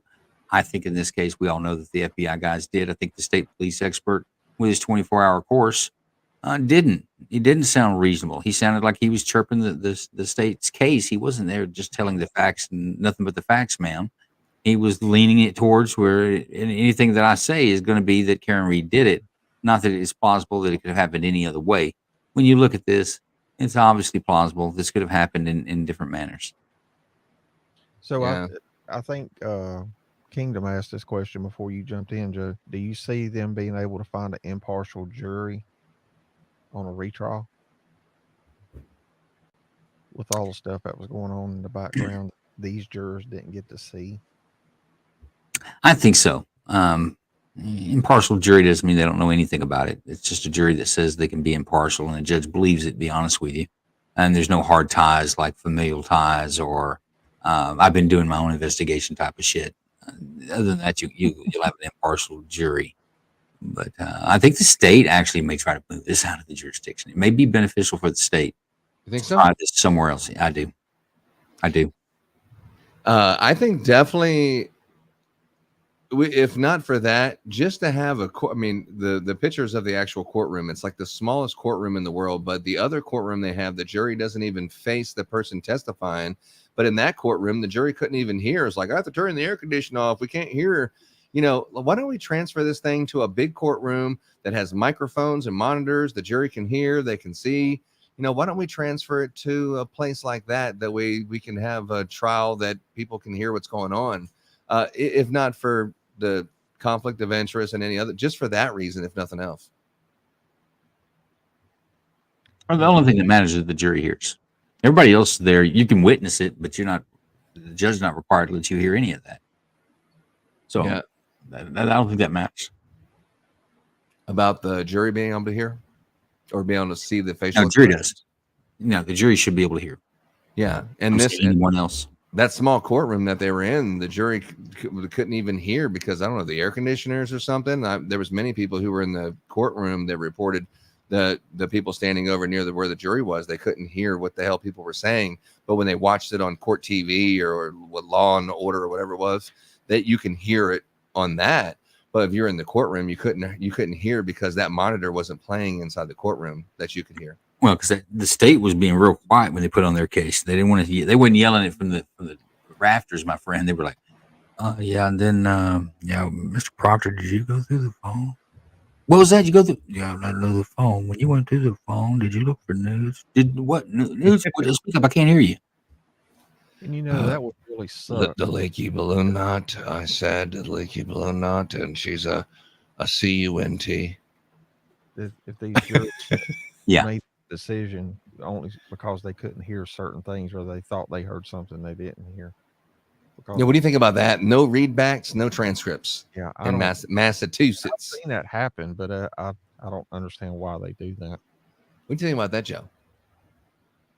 It's a philosophy or school of thought is that you don't want the jury, you want them to deliberate, not retry the case. So that if, let's say you've got some guy in there that thinks Karen Reed's innocent or guilty, either way. Well, I want to see the transcript, and he gets a transcript and it goes through it one by one. You know, he's testifying for the state or he's testifying for the defense. You don't want that. It's deliberation. I don't like the fact they don't get a readout. Now, a readout means that, hey, we just want to hear that again. So that what was said then, you don't get to hear it in another verse. You don't get somebody else to retell it. You get to hear the words that were spoken at the time. And that's why you should, I think pulling out the transcript and having the judge read it just cold, the words that are on paper, so that you can hear it again. I think that's the way it should be. But every state's allowed to run their trials as they see fit. If you don't like it in Massachusetts, you need to go vote. That's where you're going to change all the bullshit that y'all see there in that county. I need to vote. The prosecutor was elected. Your the DA is elected. The police sheriff there is elected. Everything y'all can fix there, you can fix with some elections. Probably a governor too, whoever appointed the bullshit ass Massachusetts State Police Commander, because that guy can be pulled as well. Y'all need to fix some shit and put some elections up there. All right. Well, here's an election. What do you think? You got all these freaking news cameras, and then they have a prisoner escape right there at the freaking courthouse today. What about that? Once again. Did you see that? Not giving a lot of confidence in the law enforcement there in Massachusetts, Norfolk County. Just letting y'all folks know. When we see this, I was like, oh my God, dude, what the hell are y'all doing, bro? Come on, Eric, help me chase this guy. Yeah, there's a lost prisoner. Go, go, go. I'll turn the volume down because we've already watched it 2 or 3 times. But homeboy was running with that camera. You can tell he's a professional covering breaking stories. You don't get an inmate escaping right in front of your eyes like every day. I mean, you have all these people there, got all the news. I mean, there's so much, it's criticism and skepticism on the freaking police officer in front of everybody. The most embarrassing thing, you have a prisoner escape right in front of everybody. And even the inmate thought the Karen Reed trial was bullshit. Had to join the protest. Yeah, he's running down the sidewalk. It's like, yeah. Luckily, homeboy went in there and started darting it. He was trying to catch up with the people on the bikes. Looked like they were on cruise control. My ass going to jail, but free Karen. I mean, if you just can't make that shit up, dude. Well, it's what I said earlier. It would benefit the state if they moved this venue to somewhere else to get a different venue for the state, not for the prosecution. I mean, not for the defense. I think defense. If I was defense, I want to be right back in that same courtroom. Let's do this just again. Let's go. That second cop is like, I'm saving this department. Watch me go. Yeah, run, Forrest, run. That might be the person that was able to let him go free. He just wanted him caught, so this got over with now. What do you think about that? What do you think about that, James?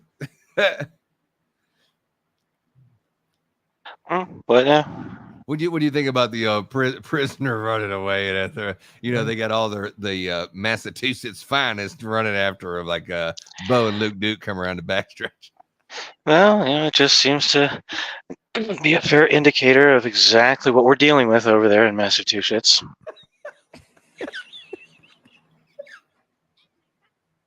I heard Turtle Boy say, "How did I miss that? I was inside the court. I mean, how did I miss?" It's like, God, dude. I mean, it must be awesome if you're a person who's trying to report on, the crazy stuff that's happening in that area. I mean, they just got plenty of great things to talk about on a nightly basis. I think welcome to a small town anywhere.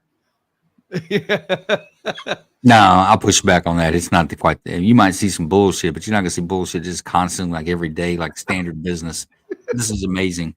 I agree. This is a little over the top, but you go back to just the investigation, solo cups, freaking recycled grocery bags because you don't have it, and you got a bunch of yahoos standing out in the yard with snow blowers on a murder investigation, blowing snow away like they've never done it before. In the snow, for sure. And they're talking about 18 inches of snow being this severe blizzard. I'm like, you're Massachusetts, don't you get snow all the time? 18 inches of snow, that's severe for us in Texas. I can see this shutting us down, but you guys are like, well, I couldn't get there for 4 hours because I had to shovel out my driveway. We had a little snow that day. It's like, Jesus Christ, you're Massachusetts, snows all the time. Yeah. You hear about it. Yeah, this is the first murder when it was snowing. Look at Well, the Massachusetts State Police doesn't have vehicles that have a high clearance to get through heavy snow. What am I wrong? Does it not snow in Massachusetts? We got 4-wheel drives here in Texas. What's that just truck in case thing? we have to go off road? Didn't Lucky say that he always pays attention to that road so they could get there quick? No, absolutely. No, everyone was icing off their cars from 12 to 5:30 until this CERT team got a green light about 5:45. Yeah, dark, and then they show up with no lights. Who doesn't? And by the way, you don't need snow for that. We're going to show up with lights in the hours of darkness, and we're doing a crime scene search here in Texas. Yeah. Even if it's a small town. Yeah. Sorry. Well, that's not the first body found on a lawn in that town. Yeah, no, we read about that one too. Oh. Did you see the tow truck driver? They caught up with the tow truck driver and interviewed him.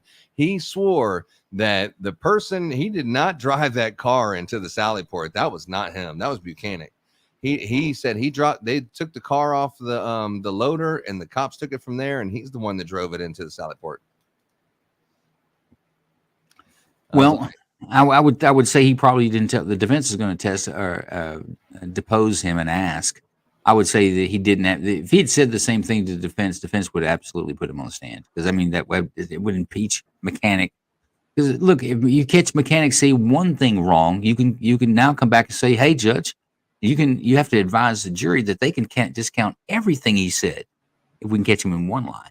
So I don't know. I think that goes back to Turtle Boy fever and just blowing things up. You think so? I thought it was just they didn't want to bring up 5,000 people to to bring up every single story and spend 3 weeks bringing up people. I think they just wanted to bring up the key one Okay, and get over let's try. with it. Let's try this. Go back to the video where mechanic's saying that's the tow truck driver right there. And this is me. He's pointing at all the people in there. And then your first witness who comes to the defense is like, okay, well, let's talk about that video. You bring that video up. It's like, is that you? No, I wasn't me at all. I wasn't even in there. I wasn't there at all. Hell yeah. No, 100%. In fact, it would be, it'd be an incompetent, you'd have a case for incompetency against your defense attorney if he had that information and didn't bring that information up in court. That's a direct impeachment of a material witness in this case. Direct impeachment. Hell yeah. Well, I think the problem is they didn't show him the reverse Sallyport video until the trial had already started. Like 2 weeks into the trial, they finally got the Sallyport video. They didn't even know it was inverted, or that was the one that they got, or the timestamp was wrong. They were finding this out just days before. So, I mean, it's not like they had months to say, okay, now that I've seen this video, let's interview people in the tow truck. I think they just kind of got pressed on time. And if they had to retry the case again, you're going to see a lot more of this different stuff, not just Lucky Loughran. But if the tow truck driver says he wasn't in there at all, then it doesn't matter whether it's inverted or not. Like I say, I think the tow truck driver could have stars in his eyes, or it's a buildup or inflating of a small fact that may not be true. Yeah, just like the Buchanan saying, "Hey, the this is motion detected," and then of course, John and you were like, "Oh my God, well, you deserve everything that happens after this." Oh, you're an expert at it. You're the person who's an expert at videos, and it just went down this trail. And then you probably could have called somebody who is actually an expert at the videos and the camera to say something, but for what? I mean, do you really need that detail for benefit of the doubt? You had benefit of the doubt like weeks ago. Do you really need to uncover every single stone in here? I don't think so. Because he's probably just going to lie anyway. You seen the defense? Yeah. Yeah. I mean, the defense, honestly, they could have found an expert that may have said exactly what these guys are saying, but let them say it, because I can tell the jury that they're not experts. They would bring up a real guy that was an expert. He could say, well, it's stop motion. This is, this is the way it happens. I don't know. G said it feels sorry for dead turtles left at Turtle Boy's mom's house. It was huge. Was it a real dead turtle? Yeah, that's what I was talking about a minute ago. I know, but Joe needs 2 points of reference before he believes anything Turtle Boy says. Let me see. It was huge. It was huge. Turtle Boy, dead turtle. What did he say on his page or something? Yeah, but the tow truck driver, that was another thing. So if you were going to try this case again, Joe, isn't there some people you probably would not call this time to make it look quicker and just they didn't really add anything? If I'm the state? Yeah. No, I think the state's hamstrung because the state didn't call them, the defense will. They're going to be, so it's better to put them up there under your scope and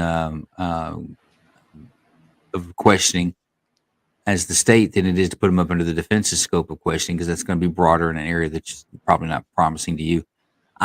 Honestly, I think this case, we'll wait and see, but I think this case doesn't go to a retrial.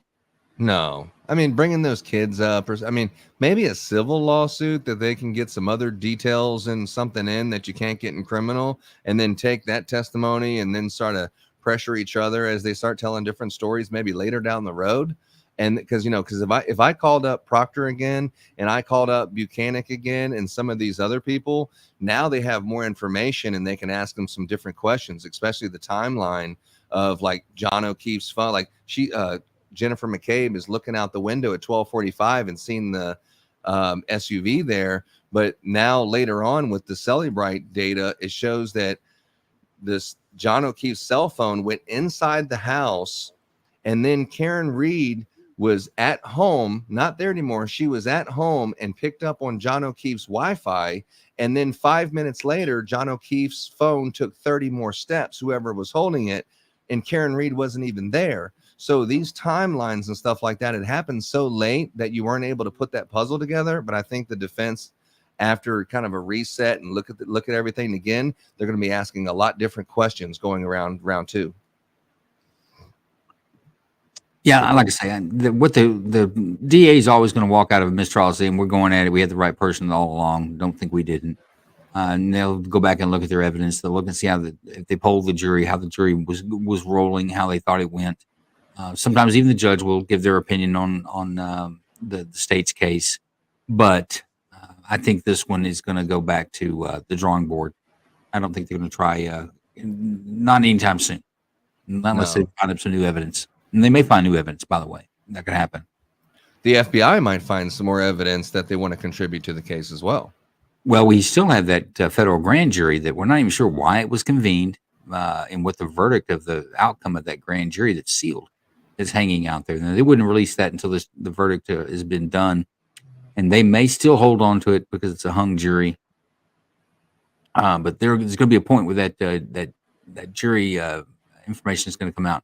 We don't know which way it lies to. It could be beneficial to the state, could be beneficial for the defense. I'm kind of leaning towards the defense, and some of the people that testified on that grand jury testified for the defense and volunteered their information for it. So I don't know. So it starts with this one, Joe. I'm sorry I've been so busy, but I love you more than words can express. You're the strongest woman I know. Love, Aiden, which is Turtle Boy. And then there's your Justice for John O'Keefe that says Karen Reed's dead. That believes that side of the story. And then there it is. I mean, that is a pretty big turtle with it's like a noose on it. Is it cooked? It's definitely dark. I think it's just a turtle.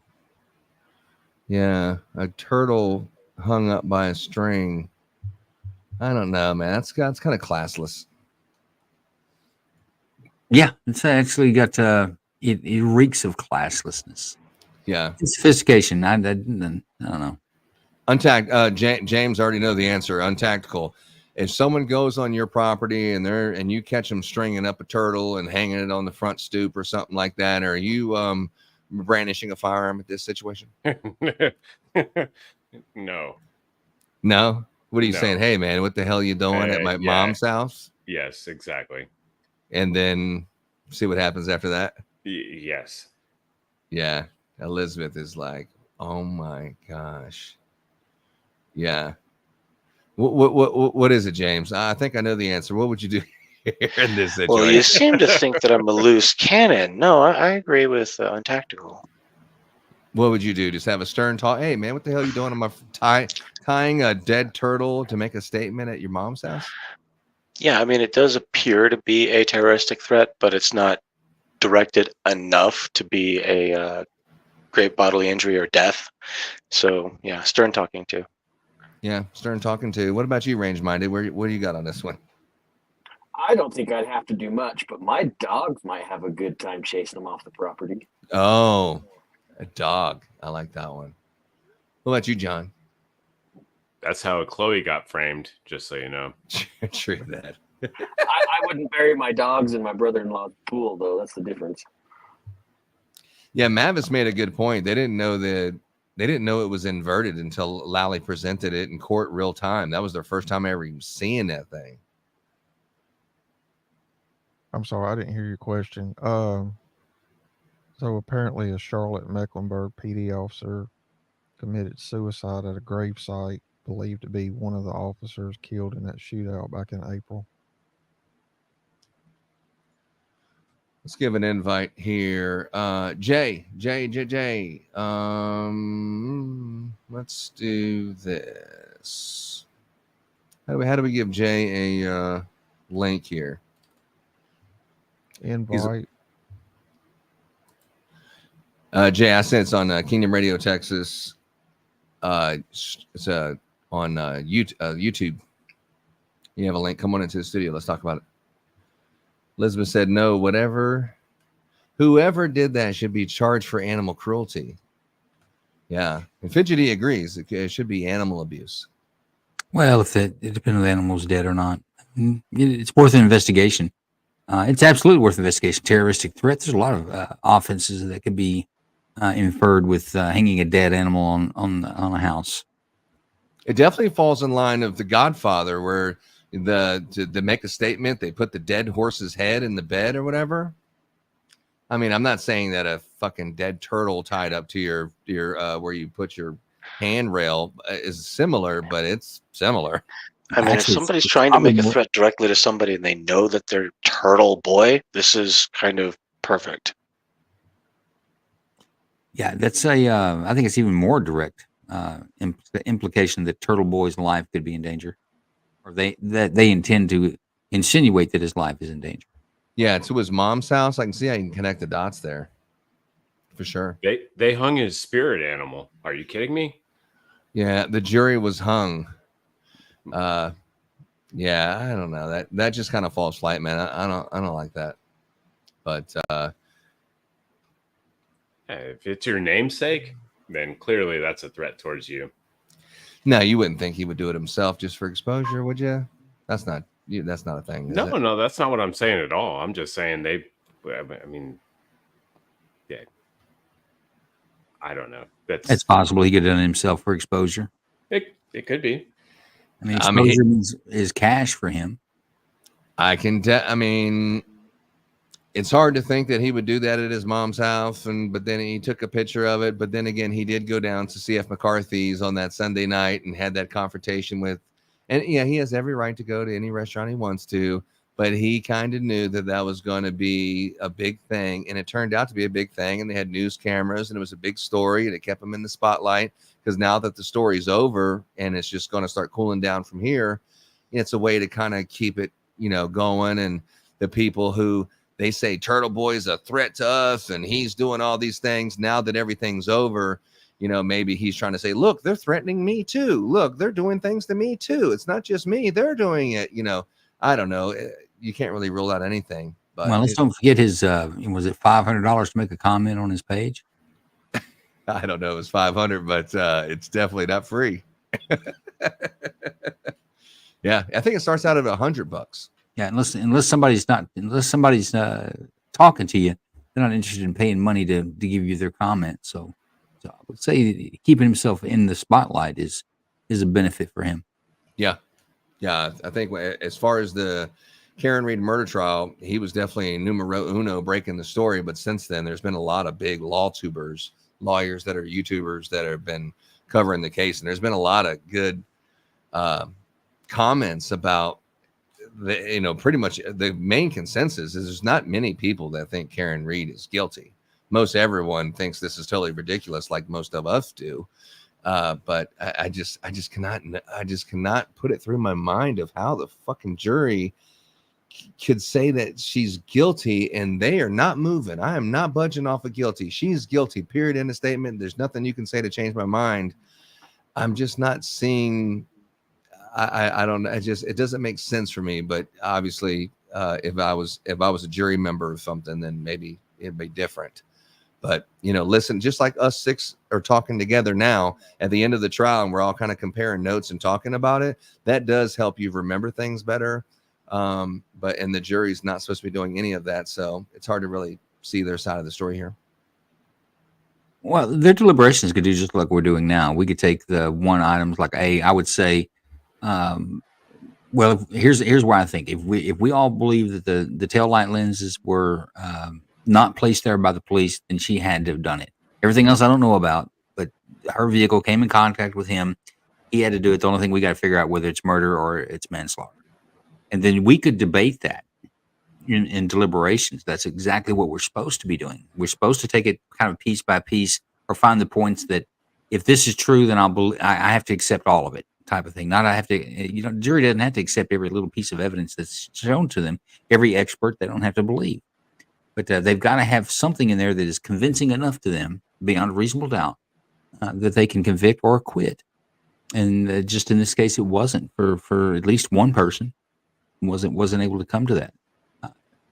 But I saw that coming. This case was so muddy that it could have been 11 to convict. 11 to acquit and 1 to convict, honestly. It could have gone, I don't know which way it is. Usually it's for one person holding out for an acquittal, or 2 people holding out for acquittal. But in this case, I don't know, because there's evidence that goes both ways, that you could hold a strong opinion either way.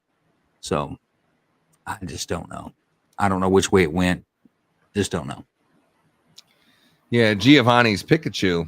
He said crash reconstructionist hired by the Department of Justice. How was that not enough? because the Department of Justice does not have a charge investigating the state crime. Yeah. A lot of people pushing back on someone saying that Karen Read had something to do with it and she possibly hit John O'Keefe, and there's some kind of theory that she did it possibly or something. Everyone's pushing back on anyone giving any kind of suggestion to maybe she did it. That is the consensus that you hear most people, but there are a few people that share the view of they think that she did it. But apparently one person in the jury, at least, if not more, that I guess wasn't paying attention to the trial, or they had their mind made up pretty quick and weren't really paying attention to the evidence like that we were. But, you know, the difference, like Joe, when you were saying like we're talking right now, the jury can deliberate, but they're not doing it on a daily basis. They're doing it after 28 days. Then they're finally talking for the first time, right? No, you're 100% correct. You're right about that. They're not able to digest it and break it up and think about it overnight, come back the next day with a different argument. Well, they can, but you're right. They're not to have the discussion amongst each other or with anyone else until the judge gives them the charge to deliberate. And then you're like, okay, so what do you think about this Google search? You know, what you can't get a read back and see what, you know, Jennifer McCabe said. You don't have a timeline that you can sit here. I mean, Lally did a good job at putting a timeline up there that you can kind of see his version of a timeline, that they can have those evidence and read it. But, you know, the jury doesn't have, I doubt they took notes and have doing all this work and putting all these timelines together. That's not realistic. That a jury member would have did that, I don't think. I think most juries find something that sticks with them, and that's it. That's the way they're going to go. They believe the state or they believe the defense. I think it's not. I don't really think they take a complete totality of the evidence into consideration when they go back in. And in this case, like I say, if I was sitting on the jury, I have to get past. I've got to come up with a conclusion on the taillight pieces there, because that's significant. His body can be found on the lawn and have been placed there many different ways. If the taillight lens is broke, and the defense is saying it wasn't broke before when she left, but yet it's broken there, now I've got to make some sort of a decision that law enforcement placed that there. Because I mean, I know everybody thinks that that's common, but it's actually very not common. If that's going on there, then there's a whole lot of things to sort out there. So for me as a juror, that's where I would have lied. Once I solved my mental dilemma in that area, whether those taillight lenses were deposited there by police or they were there because his body struck her vehicle, then I could have come to a decision, I think, at that point. It's just that. But right now, I don't know which way I would go, because the state's case was so shitty. So shitty. They didn't give me enough to grab a hold of to say 100% sure that I believe the state. Well, aren't you supposed to, if you can't go guilty, then it's not guilty is the default? 100%. So when you say you couldn't tell which way you would go, isn't that not guilty if you don't know which way to go? No, you're right. If that's where I lied, you're right. It would be if I can't get beyond a reasonable doubt. You can't tell people I'm hung. You're like, you can't be hung by yourself. Which one is it? Yeah, no, you're right. Guilty or not? No, I can't find guilt. You're not guilty. And I'll revise it as I sit now. It obviously would have to be an acquittal, because I can't go. My mind's not clear on the state's case. It's just because it was so bad. It was just so bad. They didn't present it very well. I think they could have presented that case differently, and you would have seen that differently, I think. It's tough though, because every time they brought a witness up there, the prosecution's case, we're watching it every day. Alan Jackson was just tearing through every single person's credibility. And I know that defense is supposed to do that, and I don't watch a lot of trials, but this one seemed over the top. Like every single person looked like a freaking liar. They were part of it. And I was believing that he got beat up inside that house and they drug him out. And when Alan Jackson was asking those questions, none of that doubt was removed. But it's not really on Alan Jackson to prove that it happened. It was just a reasonable doubt that Karen Read didn't back into him. And I thought he did a great job of that. And I cannot believe the jury was like, no, she's guilty, dude. I'm not believing Alan Jackson. I just don't see how people took that stance. Or one person, I guess, I don't know. But it's just hard to believe that you couldn't have quit there. So is it possible that they got to a jury member? I guess it's possible, right? Who Who selects the jury? Like not the selection. You got a letter in the mail saying that you have to go over there, and then they put them in order, and then you can X out a few and say, but there's still a line of 30 people. You can X out 4, he can X out 4, but one of these 30 are coming in there. Who makes that decision? Typically, the jury pool is registered voters. They'll take registered voters, and back in the day, I think they do it electronically now from your registered registration number. But back in the day, they literally put them in a basket and that like a barrel and roll it, and then they would have like the court clerk or some unaffected party pull out. We need 40, whatever they think they need. They pull those out, and those are your potential jurors. You send them notices, and they show up, and then you start your jury selection from there. Yeah, if his body shows no signs consistent with a vehicle striking him, then I know, Elizabeth. I know. Believe me, we've been saying this shit for weeks. Okay, what is a sign that's consistent with a vehicle striking?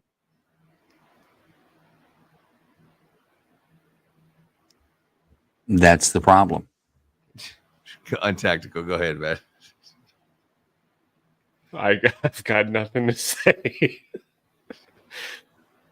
Oh, Joe. Well, I'm gonna say that no, 100%. Everyone You're right. says it like it's so damn obvious. Like, well, you've got Ford imprint on your elbow. Okay, I'll buy that. I'm down with you. You got an imprint of the Lexus on his elbow. I'm down with that. Oh And I'm not no, saying he didn't get 100%. struck with it, but I just his injuries were consistent with a lot of things. Which one was it? 100%. I was just watching Kingdom's face when you asked him that. Oh.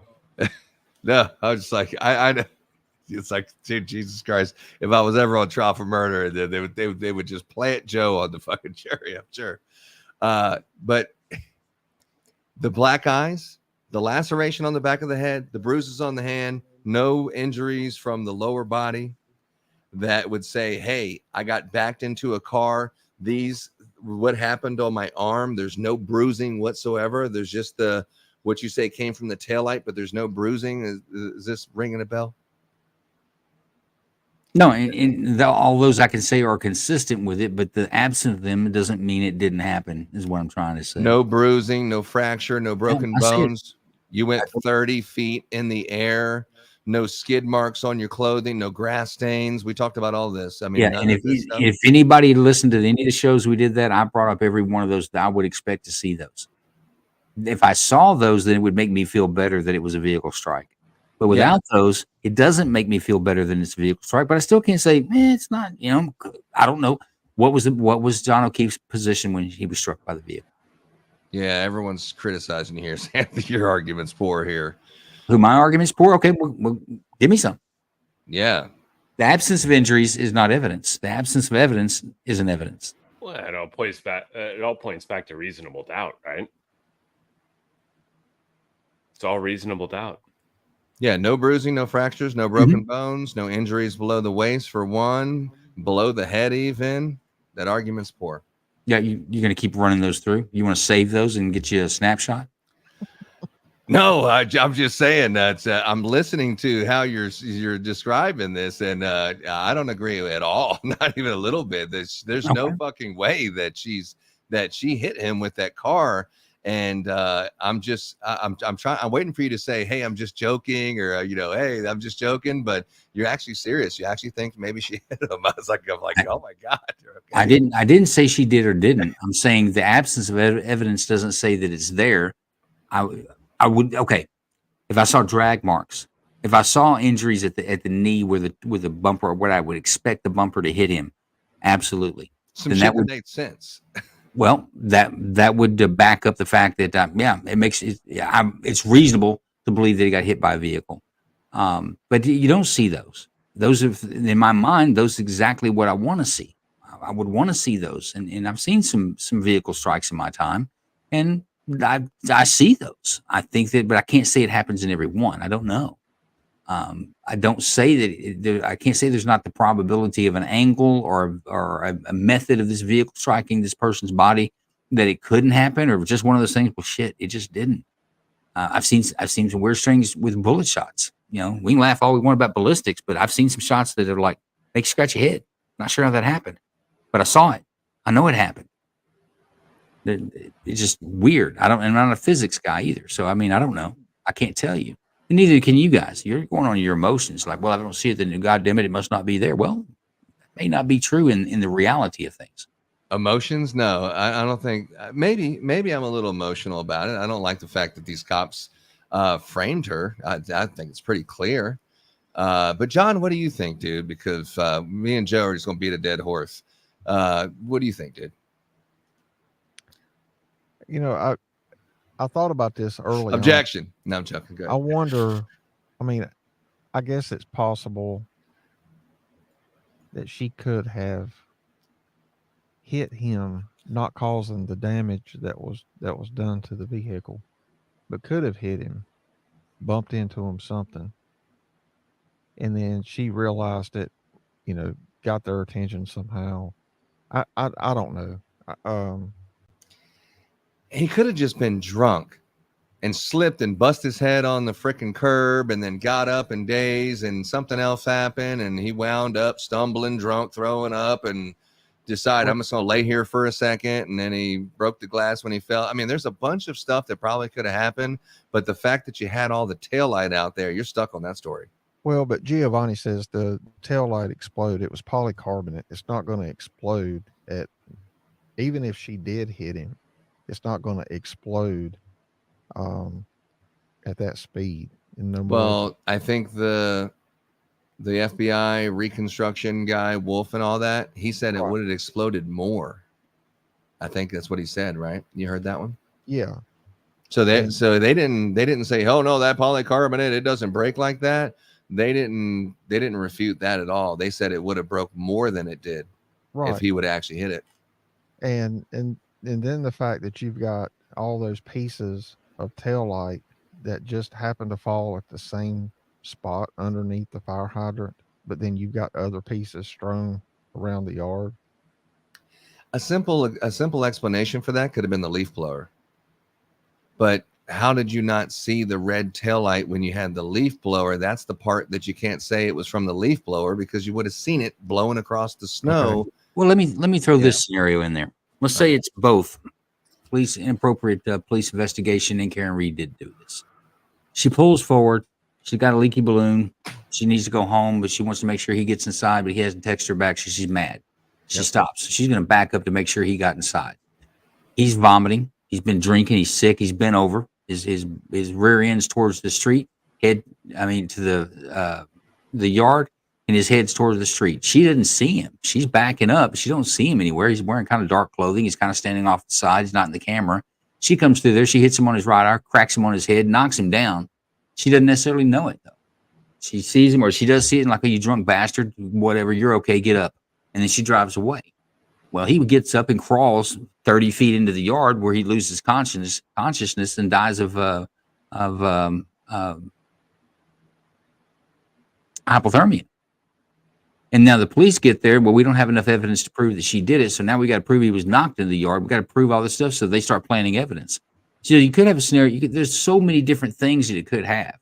An acquittal, in my opinion, is the right outcome for this from the trial that I saw. But I'm not upset with the jury that gets a hung jury. But acquittal, in my opinion, is where this should have been. And Giovanni, I wasn't saying that you were being sarcastic. I wasn't talking. We're talking about you. Elizabeth has a question, and this is actually very interesting too, because I hear this a lot. They also said the lens fell apart as they were trying to remove the Sally port. That was in a testimony. I don't have it right here in front of me, but they said when they were actually, remember the lady Burnett or something who took off the tail light and she couldn't, so she had somebody come who had a screwdriver or whatever the fuck it was. So when they took off the tail light, the guy testified that, hey, Alan Jackson led him into saying, when you took off the taillight, there was some pieces of taillight that had fell down or had broke when you were removing it, right? And he was like, yeah. And then he's like, okay, so what'd you do with that taillight? Objection. Because every single piece of taillight was found on that yard. None of them were found from coming down. So that was just another small piece that could have been reasonable doubt, but it's just a mountain of stuff like that. You familiar with that? I'm saying I'm surprised that the state even let this even go to trial. You lay all that stuff out and see, kind of play it out in your head and even talk talk about it amongst yourselves and say, you know, do we have a case? Do we not have a case? Even if you've got, you know, sloppy police work, taking evidence, the way they took evidence, solo cups and a grocery bag from the neighbor, and then you're blowing shit around with a damn leaf blower. And you got a fucking Polaroid picture that you're taking a picture and flapping it. You only got 3 fucking pictures that are not even like a decent phone from this era. Like you have 3 pictures of the crime scene. When you find a dead body, you only got 3 pictures, 6 officers that are there, an ambulance and everyone. You only got 3 pictures.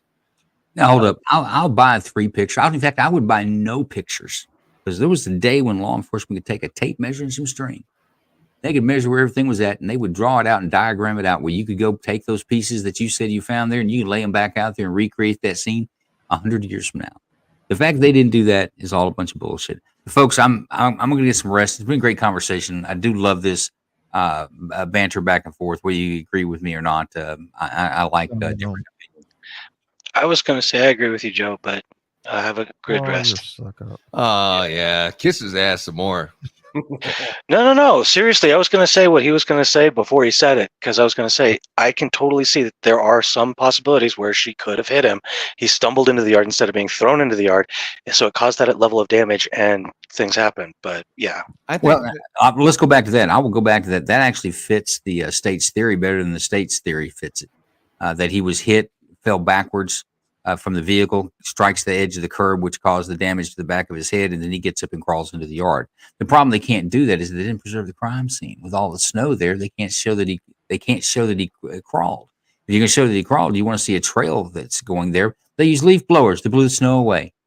So they did a shitty job. So that's the only way they can come back and it's like he must have flown like Superman 30 feet through the air. But also would take away, you don't need abrasions with that because you're struck and kind of spun and immediately goes to the ground. So yeah. Actually, that's a better scenario that the state should have come up with in the first place.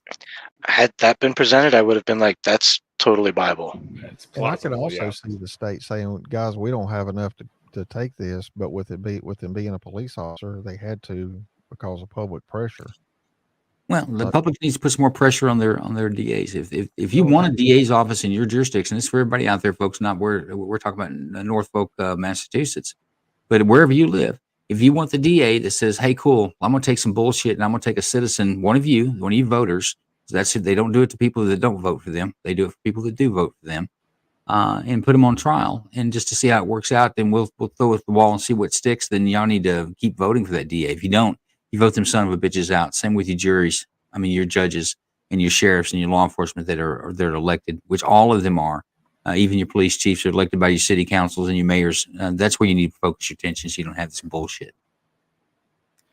Yeah, Jay Goodman, I put the link on Kingdom Radio YouTube page on the messages. I put that there for the link to StreamYard if you want to jump in there. I don't have access to go to Untactical's YouTube and put the link there. I guess I could, couldn't I? Oh, you can send me the link. I'll put it up there. Oh, Joe, before you go, I'm going to send you. Wait, I had the link. Never what mind. You got? Yeah. Send the private chat. I'll send you a text. Yeah. All right, folks, I'll be back on. We've got our night court tomorrow night. We'll be back on it and running as close as usual as can. Appreciate everyone. Get some rest, bro. Rest up, Joe. See you, buddy. Appreciate you guys. Love you guys. Bye. We love you too, Joe. Mwah. Oh, you blowing kisses? That's so sweet. All right, so is it possible to go 24 miles an hour in reverse in your car? Do you know how fucking fast that is? You're talking about a engine whining. Yeah. So usually the engine retards, like kind of like a ABS, kind of like a where it won't even let you go, but so fast in reverse, right? Well, yeah. So my driveway is about 70 foot. Yeah. And I actually tried doing that the other day, trying to back out of the driveway and get up to like 22 miles an hour. And I could only get up to 12. In reverse? In reverse. Like before I knew I was going to lose control. Even though I was holding the steering wheel straight, I just couldn't do it. Well, that's hard. What, to go What, to keep it going straight or to go that fast? I guess to answer your question, both. Like at 12 miles an hour, I did not feel comfortable, even though I was holding the steering wheel with both hands tight. I was like, I'm going to lose control. You don't think you could do it in the snow with a brand new Lexus? No, I'm just saying. That's got lane correction, right? I didn't even feel comfortable. Well, it had pedestrian collision avoidance thing where they were showing that. Remember the Lexus was backing into a pedestrian and automatically hit the brakes and stuff. And what was interesting is they said that they let off. It was only 75% on the accelerator, and then it went down 3 miles an hour, but never hit the brakes. And that was so you went from 24 miles an hour to 22 miles an hour, and that's evidence right there that she hit John O'Keefe. It's like, who's fucking believing this bullshit? I don't know. I'm not. Wow, Joe had a little parting shot there. Did you see that? No, I didn't. Look in the private chat. Oh, the private chat. Oh yeah, yeah, yeah. I seen that. I just seen that. I'll just send him a text. I'll send him one. Hey, look, we got Jay Goodman here. You know Jay? Untactical? His name sounds familiar, maybe from my channel, but yeah, this is one of your fans, bro. Let's pull up Jay. Jay, what's up, dude? What's happening? Hey, man, tell us all about it. Karen Reed Merch Shop. You've been following it, right? Let's hear it. I just want to say this. So I've been watching this thing for like the last 3 or 4 weeks, and so my wife has been watching it from day one, and so she turned me on to this thing, and I don't know how any. I got to keep my words clean. No, go ahead and use the words. We don't care. I don't know how any motherfucking juror can. Right. I'm offended. Watch this case and not see that Karen Reed is not guilty. I know. It is beyond my mind. I don't understand it. Yeah. So if you were sitting there in the jury and there was just someone who was just hung up on a detail, I mean, what would be the first thing you would say? I'm like, Michael Proctor shit his pants. So then you go to Trooper Paul. He didn't know whether he was coming or going. Yeah, Trooper Paul. Yeah, no, God. By the time Alan Jackson was done with him, man. Yeah, I mean, come on, really. I mean, it just happened. It just did. I don't know. It just did. I mean, come on. So Trooper Paul shit his pants. Yeah, 100. I mean, gosh dang. How could you not find her not guilty? Yeah, John, he sounds like he's from your neck of the woods, bro. I'm from Oklahoma. Oh, okay. He's from North Carolina. Well, hey, we're pretty close. But what I'm saying is, I don't know how they could be a hung jury, and it just floors my mind. The question is, do you both get free sweet tea at Chick-fil-A? No. Are you a former law enforcement? No, he's got his Ultra going in the garage waiting to. Yeah, he's got home. No, I'm a truck driver, man. Oh, okay. Oh, God bless. Yeah, you. camo. I'm a truck driver, dude. Hell yeah. How long have you been following Untactical Texan? I come across you today. Oh, for the no first shit. time. All right. And so, what part of Texas are you from? Houston area. Well, dude, I'm down in Houston tonight. Yeah, that's where I'm at too. I'm in Houston. I'm in Houston tonight. I'll be back home tomorrow. Hell yeah. He's a hell of a follow. You picked a good one. Yeah. Man, I'm telling you, I just don't understand it, man. Like, whenever they came back with the first note this morning, and then I'm like, okay, she gave them the Tully Rodriguez, whatever, and I'm thinking, okay, they're going to come back with a not guilty. And then I'll be damned if they did not come back with a damn hung jury. I know it. So what do you think the most damning piece of evidence was that she was not guilty? You think the 227 Haas Long to Die in Cold? Because that was the original one. Man, there's a lot. I know. That, I know. And like, so we're finding all these. So Jackson, like 3 pieces turned into 5. That's a magician. Yeah. I mean, gosh, damn. With Come on, abracadabra. I'm You gonna are try not not to be wrong. like Turtle Boy. I'm pretty eloquent with my words. Sounds like it. Yeah. Yeah, I mean, I'm a gosh damn. Listen, Listen, Debbie. Good. this case was a total BS case from the beginning. And like I said, I didn't come into this case until probably a week before Proctor got on the stand. But my wife has been following this from the beginning. And Yeah. so she has told me about this case, and I'm like, okay, I'm on my drive down to Houston, I'm gonna watch this stuff. And it just turned into a damn circus. So Yeah, man. Jay, how did your wife come across this? Is she like She the Boston is area, a true crime junkie. gotcha. Okay, that makes sense. So right before this case, she's watching the Daybell case. And then she got me hung up on the damn Murdaugh case. I'm telling you. So that's how it all happened. And Man, then you got so your I'm hands thinking, okay, full. she said this to me, so I'm like really going to get interested in this stuff.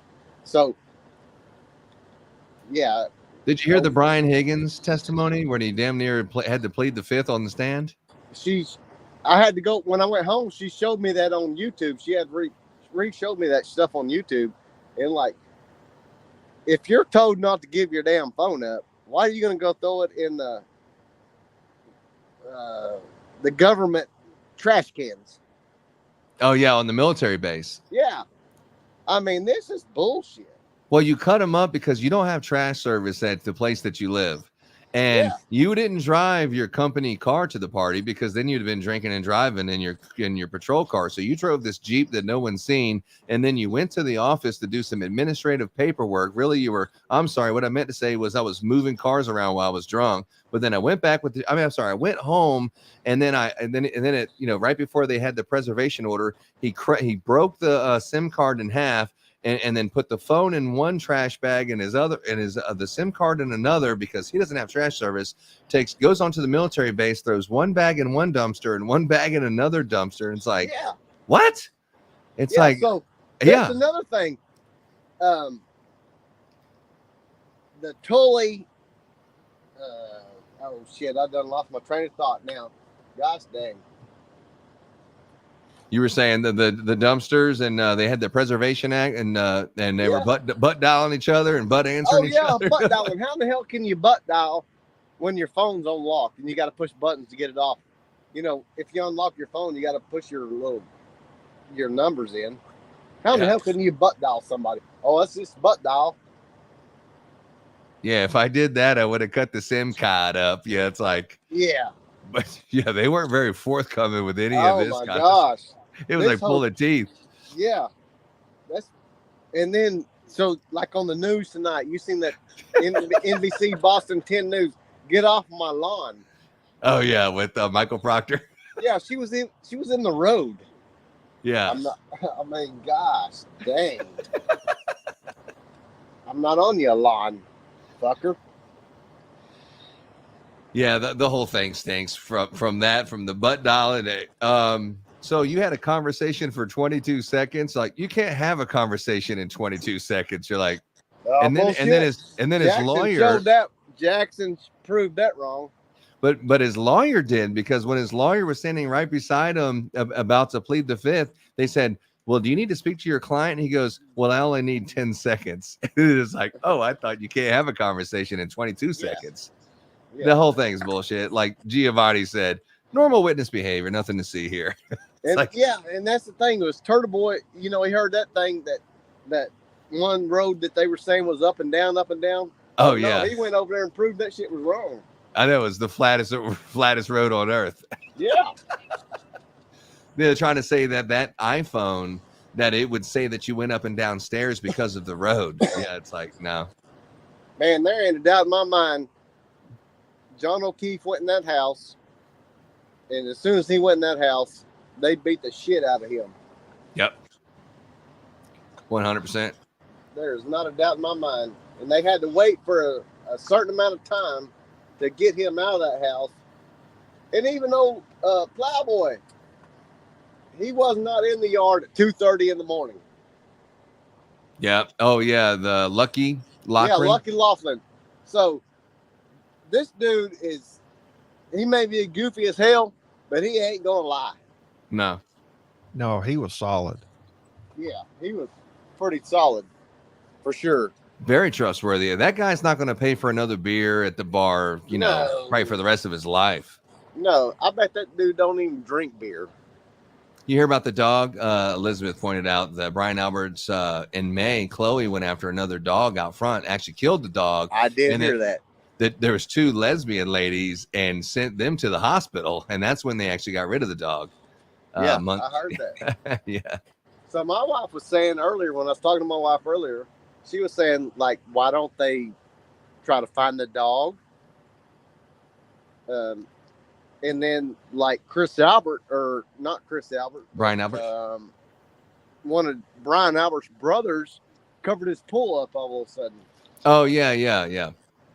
Yeah, he covered the tool up. I think it was from the flooring in the basement they removed and the bulkhead that goes out of the basement. He said he had to remove the bulkhead. Obviously, it had blood on it or something. And then shortly after that one, that his brother, Tim Albert, decided to fill his pool in. So I guarantee if you dig that pool in, you're going to find some basement flooring. You're going to find a dog. You're going to find a bunch of shit, I bet you. Oh, yeah. You're going to find some bullshit. Yeah, but I mean, you would have to have a hell of a suspicion to actually, I don't know, John might be able to shed some light on it, but to go in there and dig someone's pool up on suspicion that you think something's there, you'd have to have more than just a suspicion to do that, right? Yeah. Yeah. You would. This whole case has been a bullshit from the beginning. I know. And, at the end of the day, like, you believe in the cover-up, right? So they didn't know about the taillight until Jennifer McCabe heard Karen Read say it. So at first, he just got sucker punched. The dog bit him. He fell down the stairs, or something like this happened, because this was the original point from the whistleblower who did say that this happened from a kid just a few days later before the police report even came out. He told David Unetti the whole story about how he got beat up inside the house. And then from day one, then they're like, taillight. But when they drugged that body out and they put it out in the front yard, they didn't have the taillight theory. That's why they put the broken cocktail glass out there, and they had his wallet. They didn't know that they're going to say, oh, no, Karen Read hit him. That wasn't until later on. So their original thought was he just got into an altercation outside. He never came inside. That was the original thought, I believe. Yeah, and see, I don't understand that. I mean, you had those 2 ARCA guys. How could you not dispute those guys? Your mind's already made up. That's the only thing I can think of. I mean, them dudes are biomechanics and shit like that, and Trooper Paul has an associate's degree. What the hell? It's not even compare. I mean, and it's not even having the associate's degree. If you say 1 + 1 = 2 and it just makes sense, we can move on. But the stuff he was saying, regardless of education, his idea of how it happened and his theory, it just didn't make any sense. Like Alan was like, okay, so let me get this straight. So you hit the arm like this, just want to make sure what you're saying. Okay, so then you hit me, and then we spun around a few times, and then I hit the concrete right there, the curb. Okay, yeah. And then I went 20 feet. But what about the taillight at the fire hydrant? How'd that get there? Oh, we must have hit. So then what is that? 30 feet he flew? Okay, that's what you're saying? Oh, well, I don't know. It just happened. I give up. I quit. I mean, how could you do a pirouette, hit your head on the curb, and then fly 30 feet? It's not happening. See, here's what I think, and this is why I was trying to defend Joe. It is entirely possible that he got out of the vehicle, started slipping on the snow a little bit, and that's why he wasn't responding to the text, and he was still drinking out of the glass. He slipped and fell, hit his head on the concrete. That's where that initial injury hit. She gets pissed off, hits it in reverse. He sees it, kind of uses his right arm to shield himself while kind of jumping out of the way, which cushions the impact, because the biomechanical engineers were expecting a stationary impact. There's plenty of factors that can make it so it wasn't stationary, which would lessen the amount of impact, which would cause the sustained damage onto his arm and the damage onto his head on the other side. He then stumbles into the yard to where he was eventually found, potentially carrying some pieces with him, or upon the initial impact, you could throw some of those pieces, or she might have hit the hydrant, leaving pieces there. Okay, so my whole deal is, in this whole case, whenever you see her backing out of John's house, she hits his car, and the tire moves. Yeah. She cracked her taillight, and then Officer Barrows from the Dighton Police Department said that taillight was not completely broken. Yeah. How Right, in the and so he would hit near the taillight, which would cause a little bit more damage, causing those micro fragments to end up in his clothing, but not enough to completely destroy it. The police then take that evidence and really try to frame her by breaking it out more, planting more evidence, blah blah blah. And so my wife had a question, was like, why or how did those little fragments of taillight get in his arm? It's because they had the clothes in their truck from the time they picked up the vehicle all the way to wherever they were going, and they could take those fragments when they got there, and those little fragments, they could crush them and push them into the material. Yeah. And you planted a hair on the car, and it's not even a hair head. I mean, a And head that on your hair. damn thing did not even move. The damn hair not move for 75 fucking miles. Excuse my language. I'm sorry. Super I'm offended. charged. Go ahead. Yeah. I mean, damn. How could that hair not move for 75 miles? What would cause her to back up at that point, though, James? So, given your scenario, I agree that may be plausible, but what would cause her to suddenly reverse at, 25 miles, 22 miles an hour? Well, like the prosecution stated, she had had a number of drinks prior to getting to the house out there at, what was it, 32, whatever. Yeah. And yeah, 34 Fairview. So I think someone testified that she tried texting him saying, hey, did you get inside, and didn't get a response. Yeah. So, like I said, it's possible that he was drinking, slipped and fell and wasn't responding because he was still trying to gather himself, get up from that. And she got pissed off from not getting a response and backed up into him. She dropped him off at the driveway, though, and then she pulled forward near the flagpole waiting because the person was behind her, looking for Brian Nagel, trying to pick up his sister, Julie Nagel, and she came out to the car and said, hey, I'm having a good time. I'm going to get a ride from someone else. And she goes back in the house. Nobody's seen John O'Keefe laying in the ground hit or anything. She was Karen Reed was texting him because he had went inside the house.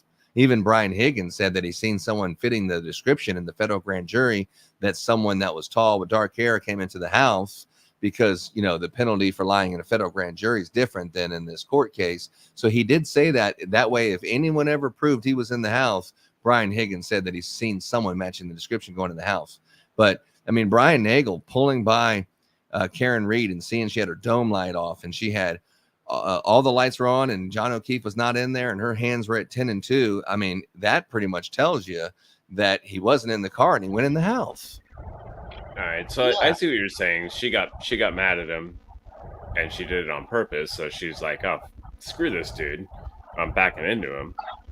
Okay. Yeah, I don't see that happening. I mean, I get that. Well, I was saying more or less it could have been an accident, like backing up, like Joe was saying, to confirm that he did indeed get inside. But, you know, backing up, don't see anyone outside the building. It's like, okay, well, they must have gone inside and then drove off. Yeah. Okay. All right. Yeah, she probably just pressed the gas because they were fighting and she sped off, when she was mad. Yeah, I mean, it makes total sense. So my question is how, if there's snow on the ground, how in the hell can she go 62 feet at 24 miles an hour if there's snow on the ground and her tires are just going to be spinning? Well, that's just it. A lot of those things don't actually have accelerometers that tell the exact speed of the vehicle. They go off of the speed of the transmission. So the transmission was spinning as if the vehicle was going 24 miles an hour, regardless of how fast the vehicle was going. Yeah, I think Alan Jackson did a decent job talking about the key cycles. It's like, okay, so one key cycle, get into the car and go to the waterfall bar. Another key cycle is to go to drop from the waterfall to the CJ McCarthy's or vice versa. And then from there, let me mute this right here. Then the other key cycle is to go drop John off, and then she goes home. Then another key cycle is to go to Jennifer McCabe's and go look for John. And then another key cycle is to go to her mom's house. So you have like 5 key cycles. Then there's a key cycle when the tow truck driver drives it onto the tow truck. Then there's another key cycle when you take it off of the tow truck. But you only have 3 key cycles, and they're saying that you only have 3 key cycles. One of the key cycles definitely could have been when they took the car off of the car transport at the police station. They could have jammed it, in reverse and went 62 feet or spun the wheels and stuff like that before they pulled it in Sallyport, since it was Officer Buchanan driving the fucking car. So right there, you could have had the key cycle that was actually at the Canton Police Department versus Karen Reed actually doing it. And I thought Alan Jackson did a decent job proving that. Alan Jackson is he's like a guy you don't want to mess with. So here's another fact that my wife had told me. She had researched Alan Jackson. She said his win rate as a defense attorney is 96%. Do you think this hung jury is a win? Yes, because Karen Reed did not get in handcuffs, and so I think it's a win, but it's a loss. I mean, she didn't go to prison. So what do y'all think of do you think Alan Jackson's going to stick with her? Who's that? You think Alan Jackson's going to stick? I think Alan Jackson's going to follow the money, but I think Karen Reed, with the donations and stuff, she surely can find another attorney or hire Alan Jackson, David Unetti, and Little. But do you keep them or do you get someone else? Because there's a lot of big name lawyers that would love a shot at Michael Proctor in that case. Hey, so what do you think about Mark Betterow? Mark Betterow, I think he's the best attorney that I've heard talk about the Karen Reed murder trial with him and on Young Jerks. Yeah. I would rather listen to Mark Betterow than listen to Turtle Boy, actually, to be honest. Look, I like Mark Betterow because he's got a lot of insight and he's very knowledgeable.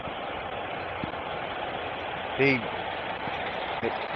says, whether you disagree with him or not, he'll say what he thinks is right and what he thinks is wrong. Yeah. Mark is very knowledgeable, but he doesn't think that Jackson's going to leave Karen Reed. Yeah, Jackson's from Texas. I didn't know that Jackson was from Texas. I know he lives in L.A., big L.A. lawyer. Yeah, I didn't know. It's interesting how all those experts were all, the ones that he brought in were from L.A. as well. The lady, Dr. Russell. Yeah, is she from that old lady, the dog bite lady? Yeah. She's from Texas. The amount of publicity they garnered, I'd say it's a win. Yeah. Yeah, she sounded so disoriented on that damn questioning. Who's that? The Russell lady.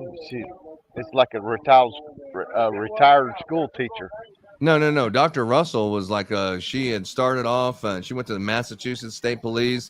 She was with the crime unit. She was in charge. She had 2 residencies. She had like 30. She was with the Department of Corrections in California. She was at the coroner's office. She did over 1,000 dog bites. I mean, there was nobody in the country that was a dog bite expert more than Russell. Yeah. She was actually pretty good. Yeah. I mean, when she said it was a dog bite, I mean, they brought in the pathologist or whatever, the old man, or what'd you call him, James?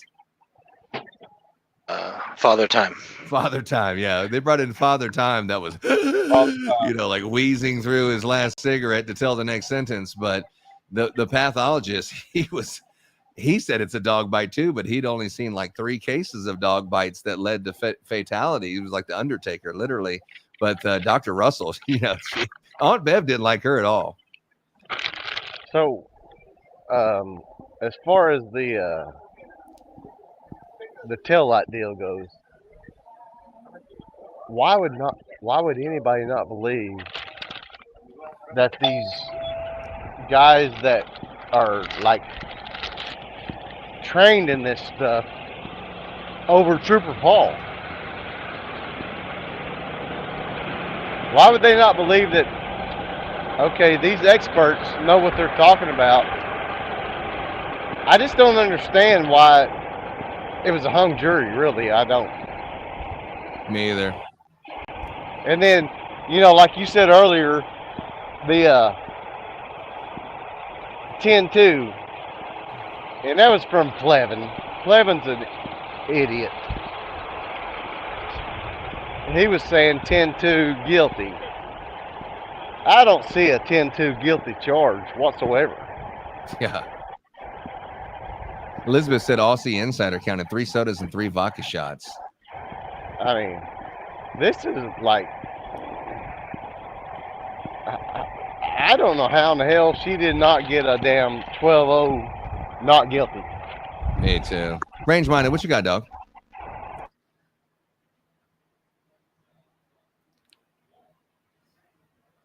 Range? You there, brother? What you got on tactical? Is it on mute? What am I doing here? Oh, there you go. Yeah, There I you go. muted myself. Yeah. That's probably a good idea, actually. The reasonable doubt thing comes into play here. So all of these different scenarios are plausible, but did the state prove that any one of these happened? And I say no. Yeah, I don't 100%. think the state gave any proof that any of these very plausible scenarios happened. And it's That's because right. of the taillight. It's the taillight doesn't make sense by where the taillight is. And you also found it on his shirt, and it wasn't a dog bite. The arm came from the taillight, and you stuck to that story. If she would have just pled out, it'd have been fine. But the fact that she fought it, it just doesn't make sense, man. And you can't say anything else but that because you done planted so much evidence. You backed yourself in a corner that it has to be that, and it doesn't make sense. That's the problem. If you could say, I don't know, she definitely hit him, but maybe a dog came and bit him. And maybe, if you could stick with that story, it'd be good. Maybe the dog was rustling around the taillight pieces or something. I don't know. Did anybody see a dog? Doesn't mean there wasn't one. But the fact that they planted all that taillight, they were stuck on that story. Well, the lead investigator being clearly biased by his testimony does not help. I mean, they could have argued that a dog came along afterwards and chewed on his arm.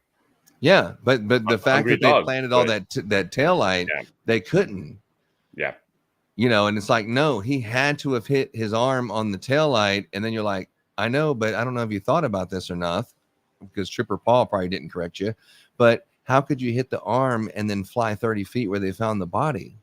Yeah. You're like, oh shit, we need to rethink this. I don't think they were thinking all this. They were just thinking, okay, she hit him. There's taillight on his shirt. There's the glass, part of the glass is on the bumper. His hair is on the car. Everything's matching up. There's no way he's getting out of this. We send all these samples. They acted like they cotton swabbed the shirt and sent it. He swabbed his ass probably and sent it in there. No, it's no dog. It's just like someone's ass. He's swabbed. It's not a dog. The whole thing was just absolute bullshit. But I'm not law enforcement or anything, but to me, sloppy investigating, red Solo cups, grocery bags, your chain of evidence. There's no documentation of chain of custody on any of this stuff. That to me, that has to be a not guilty to me.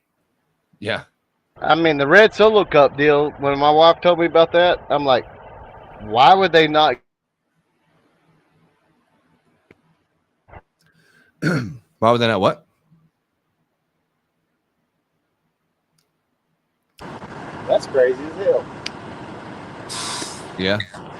Yeah, the Red Solo Cup, I don't know if this is a tribute to Alan Jackson or whatever, but the Red Solo Cups picking up there was a 6-pack. You remember the 6-pack of Red Solo Cups?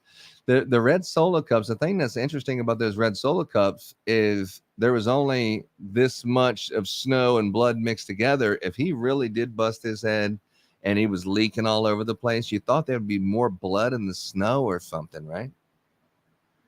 I mean, there'd be blood everywhere if you leaked out that much blood.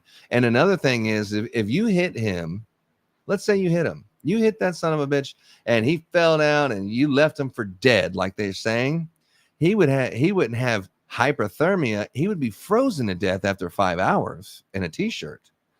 But the fact that he's still partially alive and still bleeding through his nose and the mouth when allegedly he'd been sitting out there for 6 hours, that doesn't make sense, in my opinion. I mean, maybe someone else has something to say, but that doesn't make sense to me. None of this makes sense. Yeah, agreed. Yeah.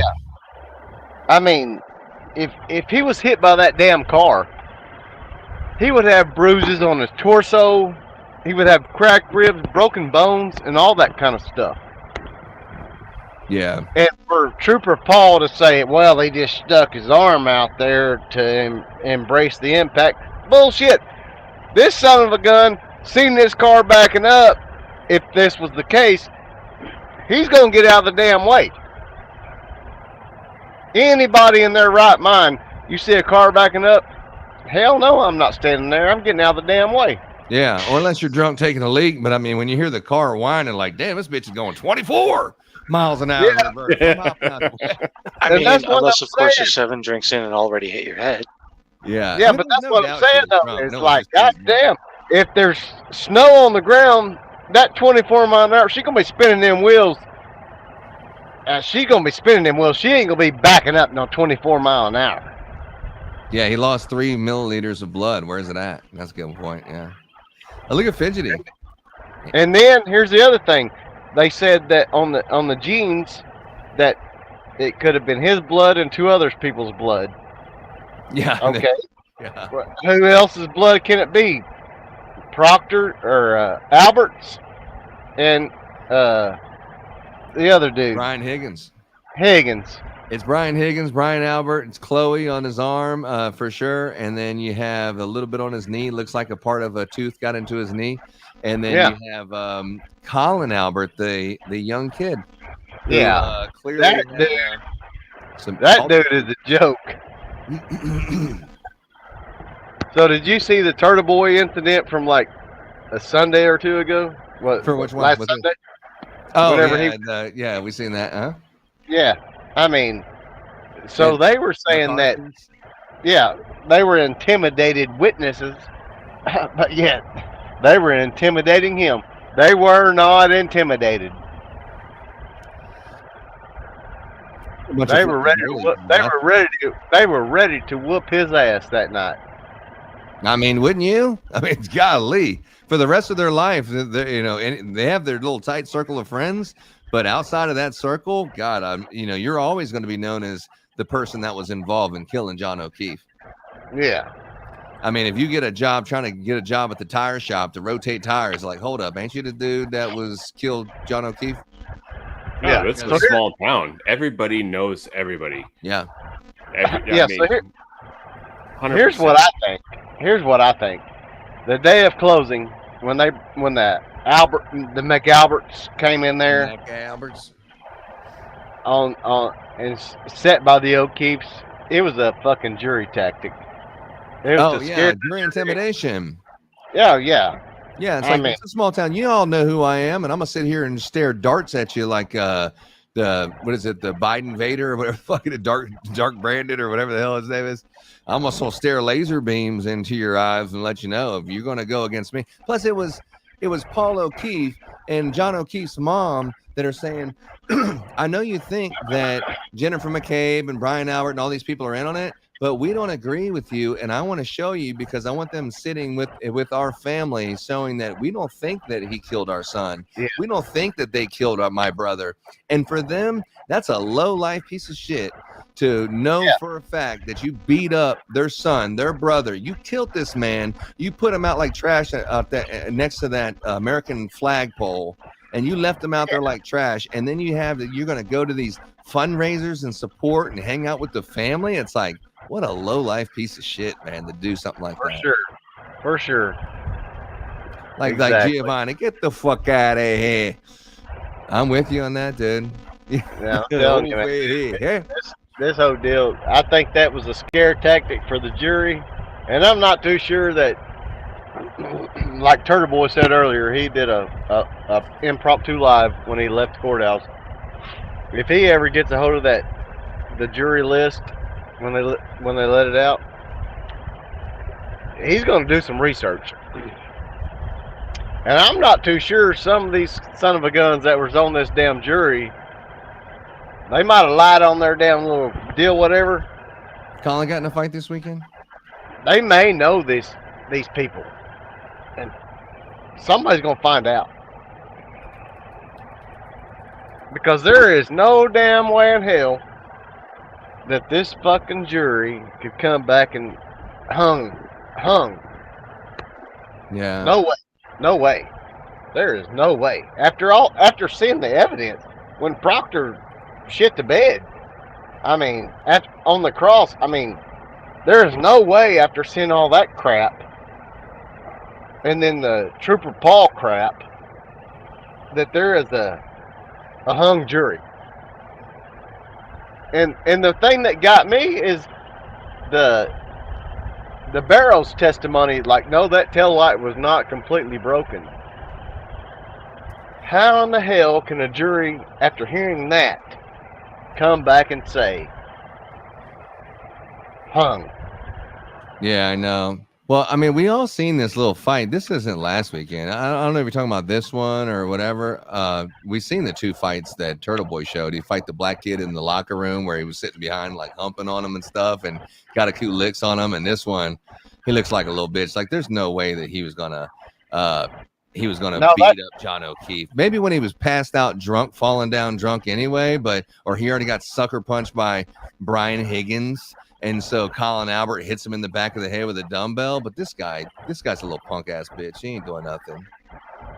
No, so what I'm talking about is like the Turtle Boy, whenever he went to do the phone forensic guys speculation of the road was up and down, and he's road was flat. And so they ended up going to Canton. They go to C.F. McCarthy's and eating dinner, and then they see Colin Albert. Because, you know, C.F. McCarthy's right next to D&E. Right next door, yeah. Pizza and subs. Yeah. And they start shit with Turtle Boy.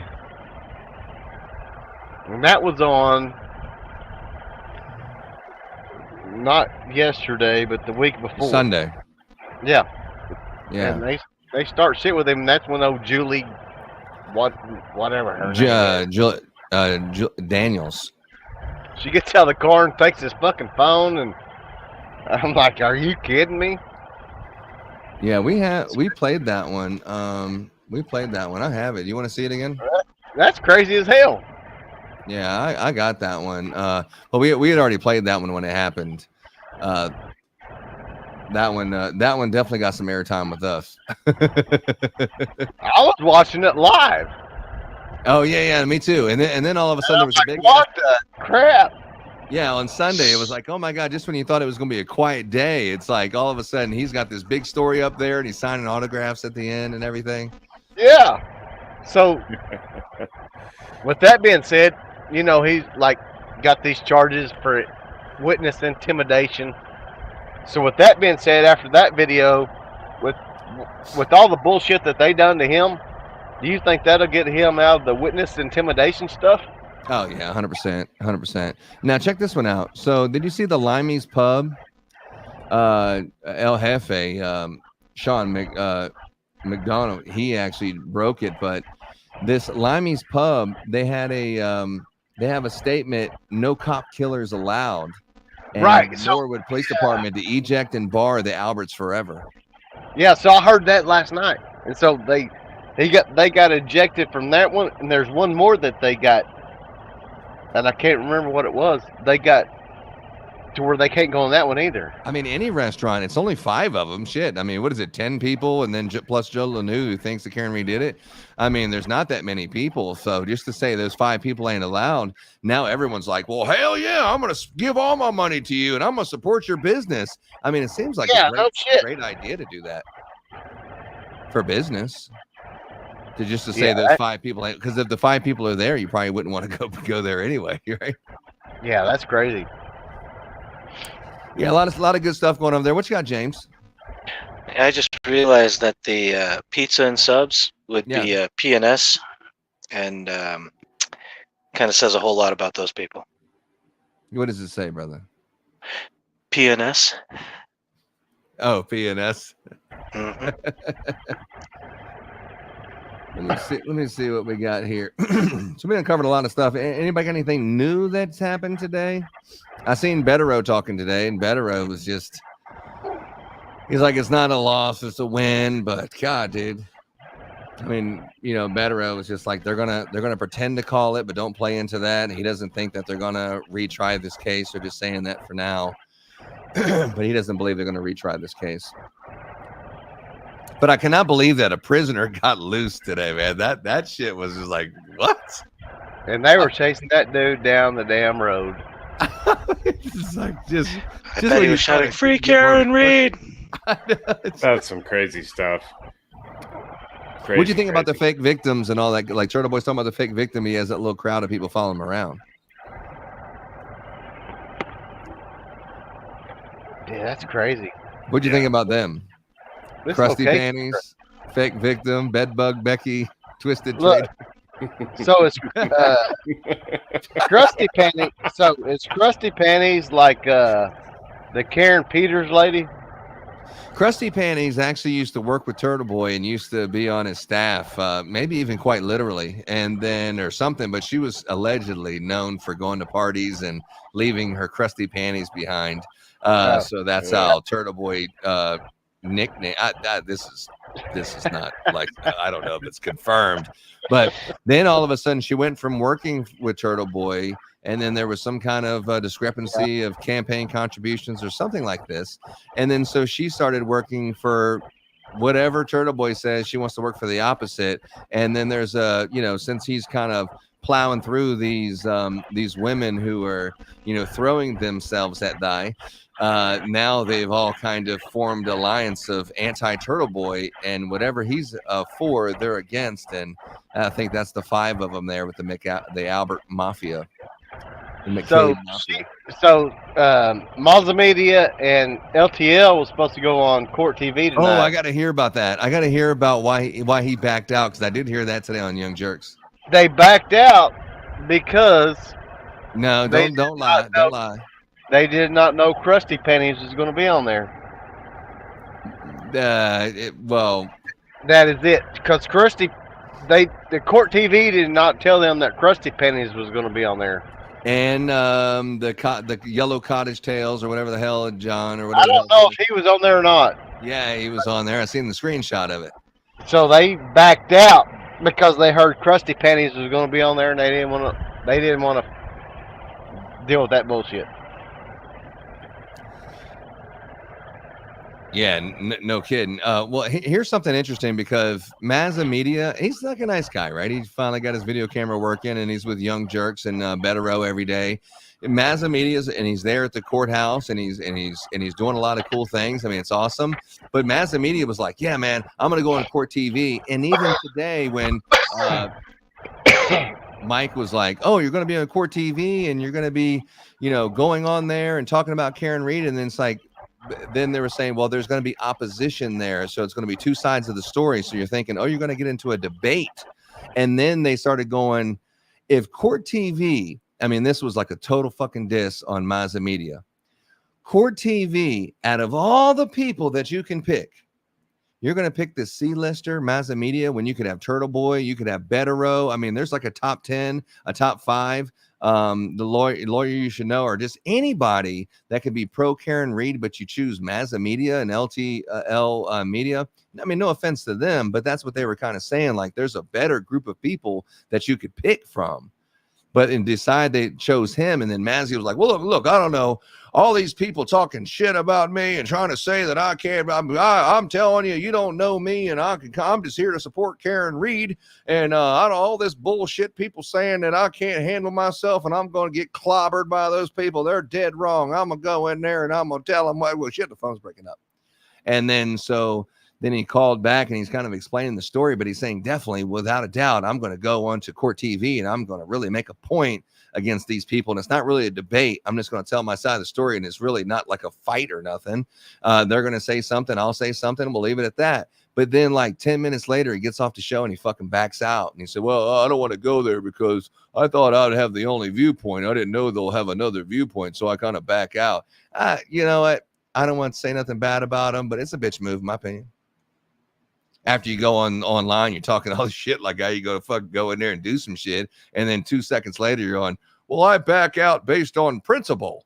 The principle that, that there would have someone who has an opposing view on the show is just absurd. I'm not going. And that Imagine part right that. there is, You're right. If you're not scared of Karen Peters, go on and do your thing. Karen Peters. I mean, if you're not scared of her, if you don't give a damn what she says, just do your thing, man. Just go on there and do the Court TV deal and prove your side of the story. She didn't have, according to Trooper Bakaki. Yeah, no shit. All right, guys, I gotta bail. Dinner time for me. Nice chat with y'all. Good to meet you, Hey, Jay. man, I appreciate you having me on, man. Yeah, thanks for bringing all the people on Untactical. Yeah, Untactical Hey, jumped look what on you the got shit. here. There's way more about this case than I do. Who's that? Jay. Oh, James? No, Jay. Oh, Jay. Man, I tell you what, He knows whenever way you more go- about this case than I do. whenever you go live again, dude, I will be happy to come on because Next Monday. next Monday, Next and I will Monday be at 8 o'clock, I believe. I'll be in Houston, and I'll be glad to talk to you. And All right. look, I love this. I have absolutely loved following this case. Like I said, my wife turned me on to it, and I didn't follow it. Like I said, about a week before Proctor came on, and I'm like, oh, I hope they call Trooper Proctor, and they damn sure did. And Yeah. I'm telling you, I love this, and I will be glad to do some live with you. Well, my next Monday is not about this at all. Yeah. Untactical talks about guns.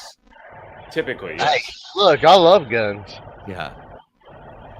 Yeah, I talk about Karen Read murder trial, and I'm in the holiday lighting business, and that's what I do in the season. Then I talk about, just whatever kind of stuff. That's what I do. And James down here on Night Court, and also sometimes on Tactical, they talk about Pro 2A stuff at night on Spaces on X. And sometimes smoking meat.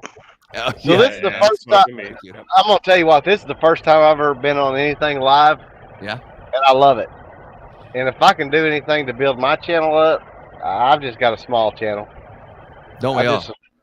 I mean, if I can do anything to build my channel up to free Karen Read, or we can talk about guns or God or whatever you want to talk about. I don't care. Well, hell yeah, dude. Well, Yeah, absolutely. And I would be more than happy to just sit here and shoot the shit with you. hell yeah, man. Well, I'll tell you what, it sounds like you need to get on Spaces. Yeah, I agree. These guys are on Spaces, Night Court with Joe Lanou. They're on Yeah. Spaces every single night.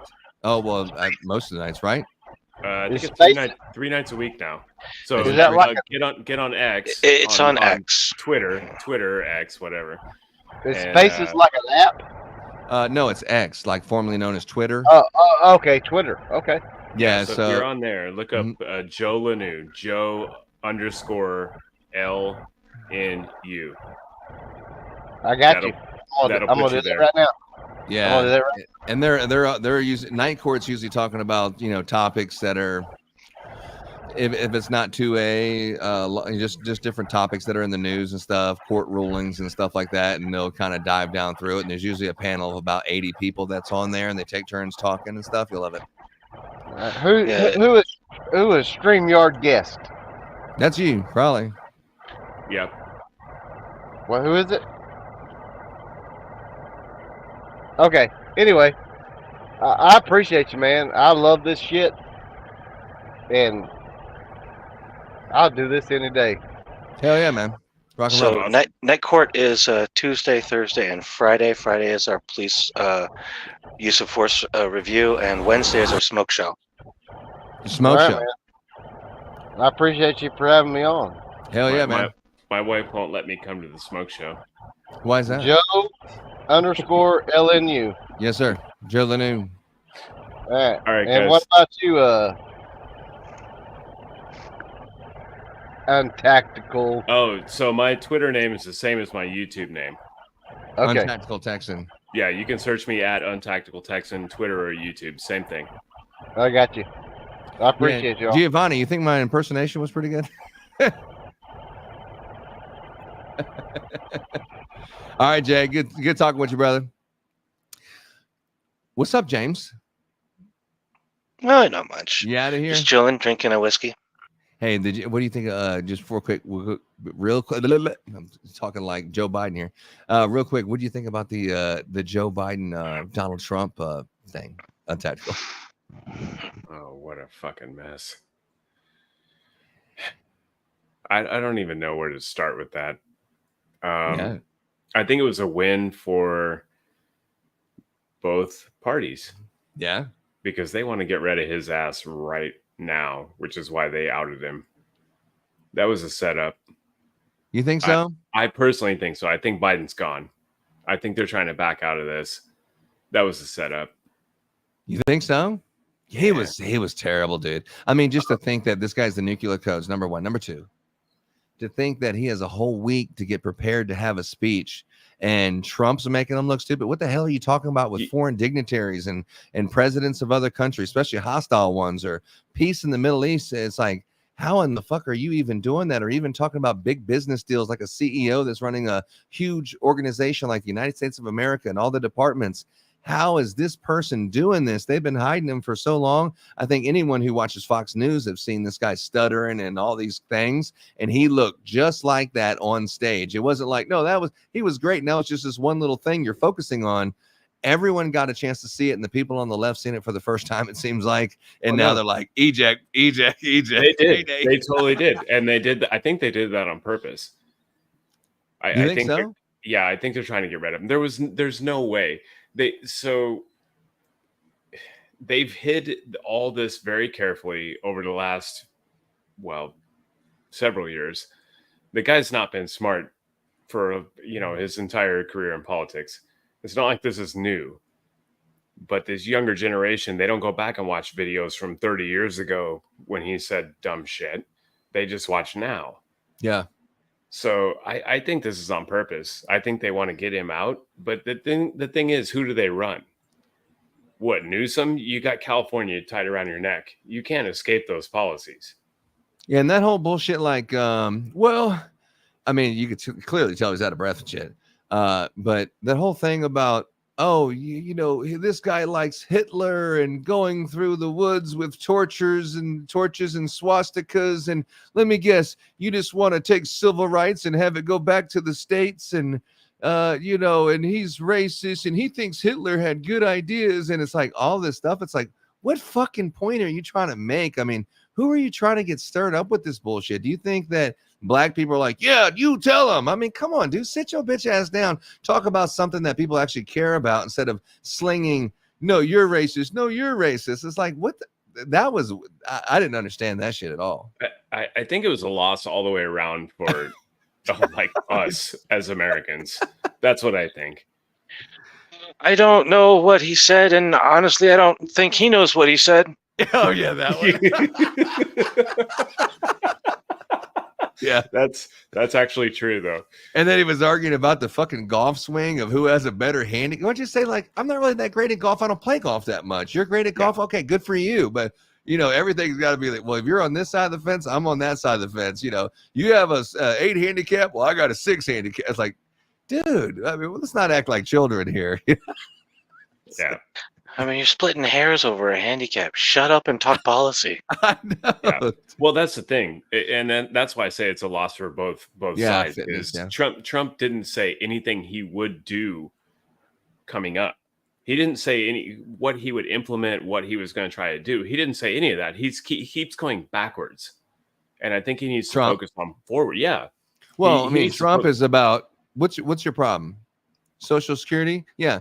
You're killing the Social Security because you're letting all the border problem is letting all these people in. So they're on Social Security. The people who have Social Security, you're not going to have it because of the border. And it's like, oh, yeah, you're talking about crime. Okay, boom, let's go back to the border. Oh, you're talking about the safety and foreign policy. Yeah, I mean, foreign policy. Let's talk about the border. Oh, you're talking about what happened in Afghanistan. We should have fired some person. And you all should have fired the person that was at the border. Everything went back to the border. And he didn't have anything to say about the border.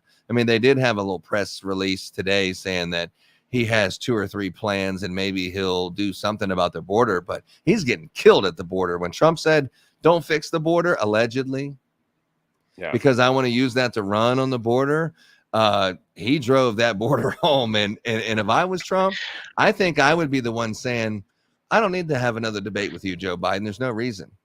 I mean, see, if I were Trump, I definitely would have brought up the fact that people are saying, oh, I told people not to build the wall or I'm against the border, whatever. HR 2 is still sitting on the Democrats' desk, and it's been there since since before this border bill that you all are talking about. And it is still sitting there live. It can be voted on today, but they're not going to bring it to a vote. Why? Because it's HR 2, which is $20 billion just for the border and nothing else. That's 100% right. They had the border and they had Ukraine tied up in the same thing. Where you HR 2. HR 2 is still sitting on the Senate floor, which does not have any funding for Ukraine. It's literally still sitting there. They could vote on it right now and still have money for the border, but no, they're not gonna. Yeah, I think wasn't that the one that they're only going to let 15,000 people across a day, and then they're going to stop letting people across? I don't know exactly. I haven't looked into the details in a while. I did read the whole thing, but it's been, gosh, the thing's been sitting in the Senate for a year. So it was probably 8 months ago that I read it last. Yeah, that shit right there was funny. He was like, I just want to let you know the people from the border back me. And it was like 2 fucking seconds later on X, the U.S. Border Patrol, just to be have clear. Not and will never. Yes, that's what they said, actually. Yep. You know. Oh, no kidding. Since you tried to mock them up for whipping migrants. Okay. Yeah, I mean, it's like you think they're your friends now. Okay. So yeah, what do you think about Kamala being president? I mean, it's like one of these like weekend with Biden situations. Is that you on the left? Yeah. Okay. That's my cousin Danny on the right. Oh, okay. So I'm thinking it's entirely possible that they keep Joe Biden on and they secretly try to pass laws in all of these states that already have ballots and whatnot out saying that a vote for Joe Biden is a vote for the Democrat primary nominee, even if it's done after the fact. So they'll probably do something like the week of or the day of the election, inject their nominee and say, okay, if you vote for Biden, this is who you're actually voting for. Well, I heard in 2 states that they can't change Biden unless he dies or something else that ain't going to happen. They can't just say, Biden's going to step down because they've already had the primary in the state. There was 2 states that said that they couldn't change. So he wouldn't be able to run in those 2 states. So he has to run. So, well, that's just it. Joe Biden does, quote, run, and he's on the ballot. And if you vote Joe Biden, that vote changes over to the other person. Well, yeah, it changes over because when he's incompetent, it changes over to Kamala Harris, and then whoever who would be the next in line? You ever seen that show? What was that show? What was that damn show? The one where everyone pretty much died, and what was his name on that Netflix? A Lone Survivor, or I don't know. Not Lone Survivor. Anyway. Yeah, but it was like, as soon as if the president and the vice president go, then it's like the Secretary of State or oh, you're talking about the one with Kiefer Sutherland. Kiefer Sutherland, yeah. Oh, designated 24. survivor. Yes. Designated survivor. Yeah. You got it. Survivor, where he has to stay home because everyone was there, and then so they're like, well, normally it's this and this and this, but like if the vice president and the president, if you don't have those two, I mean, obviously Kamala Harris, she looks like she's in good health and can make it 4 years, but then it would be the next person in succession, I think, is the Secretary of State, right? And then at some point it goes to the Speaker of the House, is what Keith Sutherland was. No, it's the Speaker of the House next, and after that, Speaker of the House is after VP. Yeah. Oh, that's the next one. Kiefer Sutherland was in that show, the Department of like Agriculture or something. Oh yeah, that's right. Yeah, that's right. Yeah, it went that far down where he became the president. Yeah. So I mean, I don't know. If you vote for Biden, you're voting for Kamala Harris, in my opinion. But how can they prop him up and have him? Oh, there it is. Press VP, Speaker of the House, Speaker's third. Yeah. Fidgy's on it. Yeah, Kamala would be a disaster. They hired her just because he said, I'm just going to find a black woman. And then they said, boom, Kamala Harris. That fits the description. And she's what was she, like a DA or something? In California? She was a DA in California, and she locked up a bunch of people on bad drug policies. So like a DA, like years this would be like Lally. Lally becoming president. I mean, it's like, Yeah.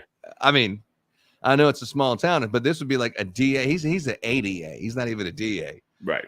But having a DA go from that to skip Congress, skip all that shit, just go straight from DA, like Alvin Bragg, go from DA to the president of the United States. That's a fucking leap. Well, I think when she ran, and I think she got 1% of the votes. Really? By herself? When was this? That's 2016. Yeah, 2016. She got 1% of the votes, so she dropped out. Yeah, Jay, I don't know about Kamala Harris being the president behind closed doors. I think it's Jill Biden. She seems to be Weekend at Bernie's, Weekend with Biden, and she's kind of dragging him around because, God, he looks incoherent. And like when you're dealing with someone with not Alzheimer's, dementia. Well, probably both. Well, I mean, dementia, like you have your good days and you have your bad days. And, and then all of a sudden you start having more bad days than you have good days. And then there comes a point where there are no more good days, but launch nukes to Syria.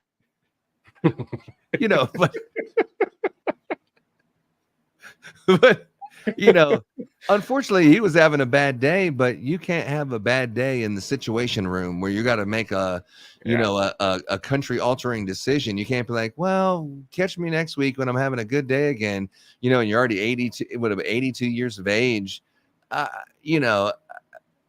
He's not doing the country any favors by staying in office another 4 minutes, much less 4 months or 4 years. And for him to run another term, to think that he can be coherent and 4 more years after this, it's absurd. And the thing I thought was interesting is a lot of people who were like, oh, Joe Biden's the greatest, you freaking racist, and you like Trump, you're in that cult or whatever. You hear that bullshit like that. They ain't been talking about nothing but the fucking weather the last couple of days. Did you see that? Like the communist Krasenstein or whatever the hell his name is. He's like, did you see that hurricane? I mean, anything but Joe Biden. They're talking about the weather now. I mean, think about it. Would you let your 82-year-old grandfather make financial decisions for you? Absolutely not. Hell no. Unless my 82-year-old grandpa was Trump. Maybe. Maybe. I mean, so my father-in-law is 82 years old and he has actually dementia, and I wouldn't let him wash the dishes. No, yeah. Let alone make decisions for an entire country of people. Yeah, Jay says definitely gonna be looking for you guys on live. Yeah, 100%. Well, that was a good ad. He knew more about it about the trial than I did. Yeah. Did anyone know Joe was having an affair with Jill while she was still? Wasn't Jill like the nanny or some shit? I think that the babysitter or the nanny. I think it was. Yeah, I think so, but I'm not positive. I don't want to get suicided tonight, so I'm not saying anymore. Yeah. Yeah. No. Always allegedly in Minecraft. Yes. Correct. She was married. No, she was married. Oh, okay. All right. Yeah, Fidgy's setting the record straight. Yeah, Fidgy's on it. No, well, guys, don't mess around. Yeah, you're out of here. I gotta bail out. Yeah, no, I gotta. Said 20 minutes ago, bro. I know, but you guys are entertaining. So. All right. Well, I have this little video. I'm just gonna play this little video, and I also have Tucker Carlson. But we'll catch you, dog. I don't want to keep you longer.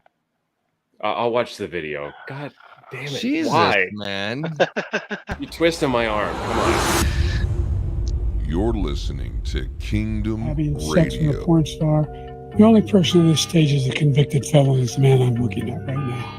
But when he talks about a convicted felon, his son is a convicted felon. But he could be a convicted felon as soon as he gets out of office. Joe could be a convicted felon with all of the things that he's done. He's not equipped to be president. You know it, and I know it. It's ridiculous. We have a debate. We're trying to justify his presidency.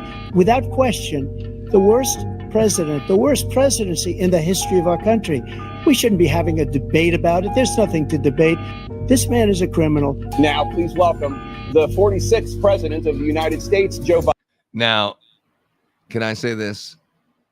The things Please he do. said, there was a bunch of racist things that he said, and I may have cut this video up and put them together to make him say a little bit more than he said, but he actually said all this stuff, but maybe not in the sequence that I just put together right here. So I'll just give you that disclaimer, just throwing it out there.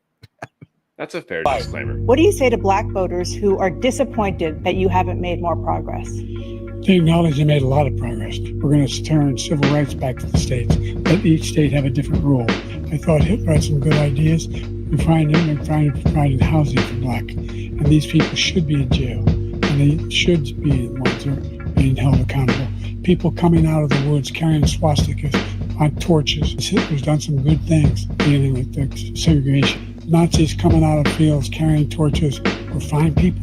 Come on. So there's more to be done, considerably more to be done. And what he's done to the black population is horrible, including the fact that for 10 years he called them super predators. We can't, in the 1990s, we can't forget that. Super predators was his name. It happened. All you have to do is listen to what was said at the time. The idea that I did anything wrong relative to what you're talking about is outrageous. The fact is that his big kill on the black people is the millions of people that he's allowed to come in through the border. They're taking black jobs now. They were good people coming out of that forest, carrying those woods, carrying those torches. What do you say to black voters who are disappointed with the progress so far? I say I don't blame them for being disappointed. Good things Hitler's done. The idea that I have to apologize to you for anything. Please welcome the 45th president of the United States, Donald Trump. Thank you, President Trump. I just won 2 club championships, not even senior, 2 regular club championships. To do that, you have to be quite smart, and you have to be able to hit the ball a long way. And I do it. He doesn't do it. He can't hit a ball 50 yards. He challenged me to a golf match. Look, I'd be happy to have a driving contest with you. I got my handicap, which when I was vice president, down to a 6. And by the way, I told you before, I'm happy to play golf if you carry your own bag. He's a 6 handicap of all. I was an 8 handicap. 8.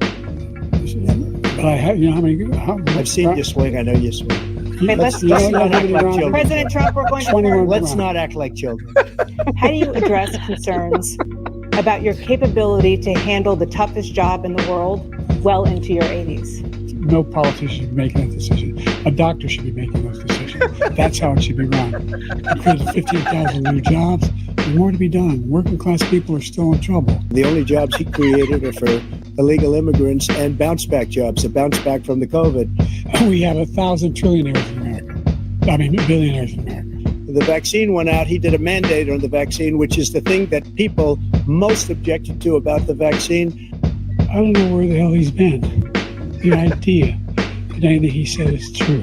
What they're doing to the VA, to our veterans, is unbelievable. Our veterans are living in the street, and these people are living in luxury hotels. He doesn't know what he's doing. He had the largest tax cut in American history, $2 trillion. I gave you the largest tax cut in history. I also gave you the largest regulation cut in history. That's why we had all the jobs. And the jobs went down, and then they bounced back, and he's taking credit for bounce back jobs. You can't do that. First of all, the Supreme Court just approved the abortion bill, and I agree with their decision to have done that, and I will not block it. But I believe in the exceptions for rape, incest, and the life of the mother. I think it's very important. There's a lot of young women to be raped by their in-laws, by their spouses. Raped by your spouse. Brothers and sisters. Yeah, damn. By It's just ridiculous. We should all be Nothing so about lucky. it. Brandon, just speak to him. I'm the only president Let's go, Brandon. this century that doesn't have any, this decade, that doesn't have any troops dying anywhere in the world. Our veterans and our soldiers can't stand this guy. And it's a guy that's after his political opponent because he can't win fair and square. Never heard so much malarkey in my whole life. Joe, our country is being destroyed as you and I sit up here and waste a lot of time on this debate. This shouldn't be a debate. He is the worst president. He just said about me because I said it. But look, he's the worst president in the history of our country. By the way, the Border Patrol endorsed me, endorsed my position. According to Border Patrol, who is great, and by the way, who endorsed me for president, but I won't say that, they endorsed me for president. I call it Biden migrant crime. Just take a look at where they're living. They're living in luxury hotels in New York City and other places.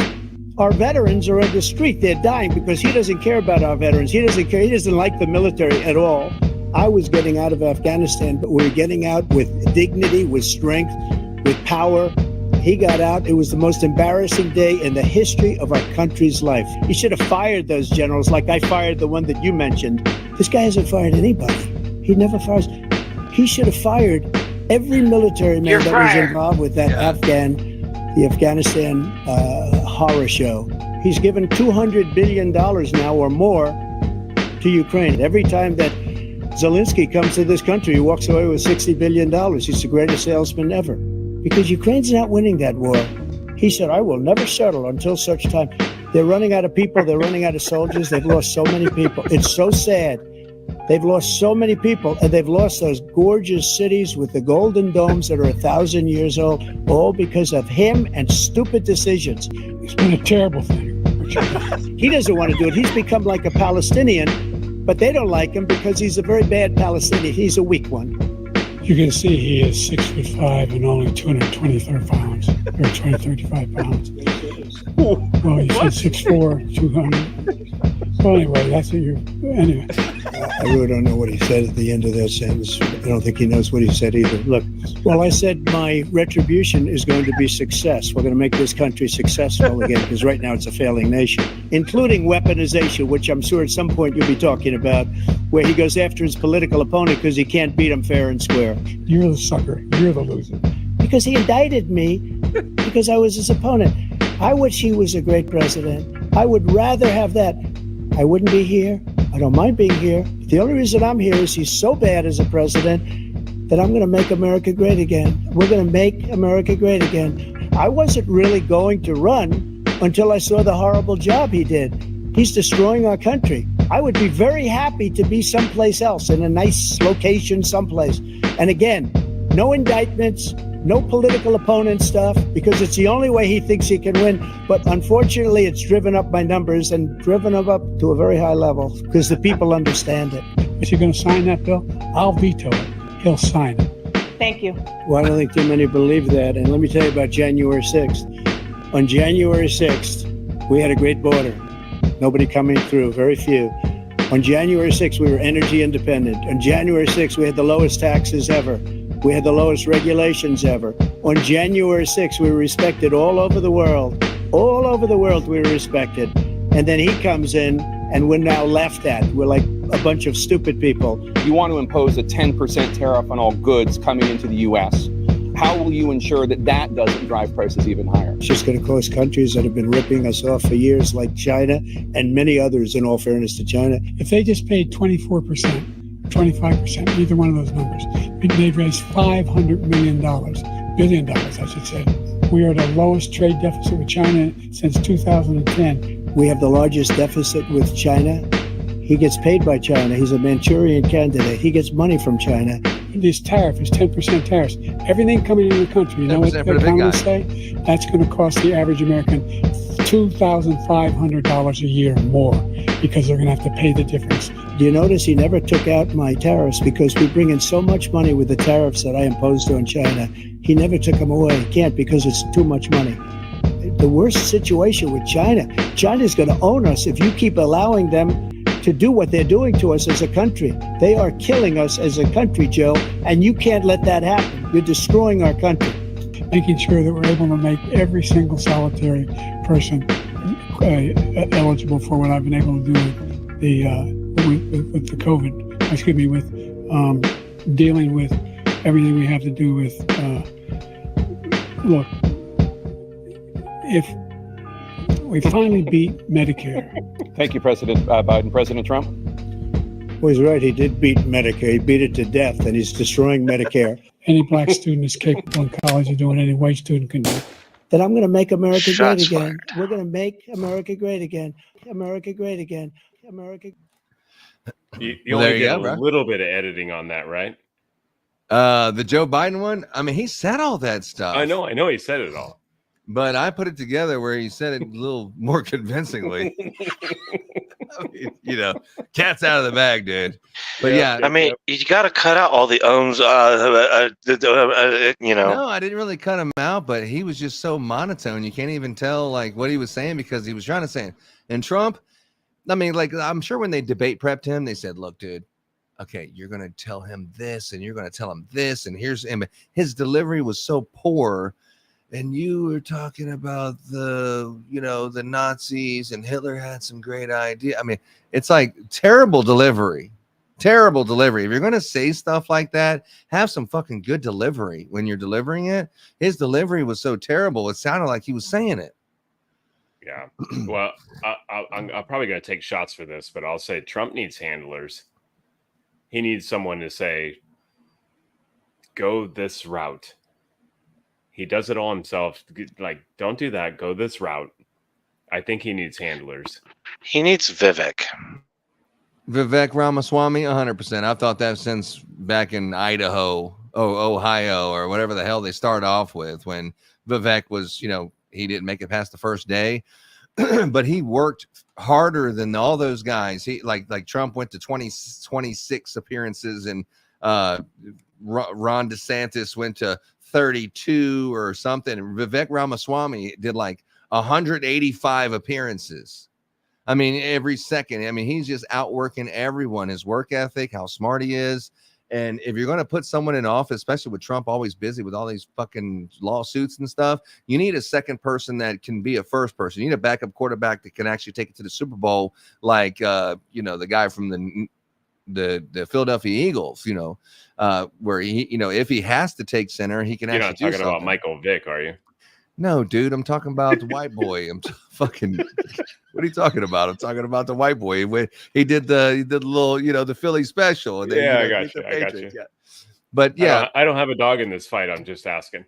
no, but I'm saying is, Ramaswamy, this dude has some great ideas, and you can say, like Mike Pence, you take care of coronavirus, and I'm going to take care of this and this. I mean, he can actually tackle a huge ass project or multitask many projects at the same time, and has great ideas and a great vision for what the country should do. And anytime you ask him a question, he doesn't need to sit there and think about it for a week. He knows it right off the bat. Here's what we should do. Let's do it. Let's execute. Here's exactly how you do it. And he could delegate and be a great leader.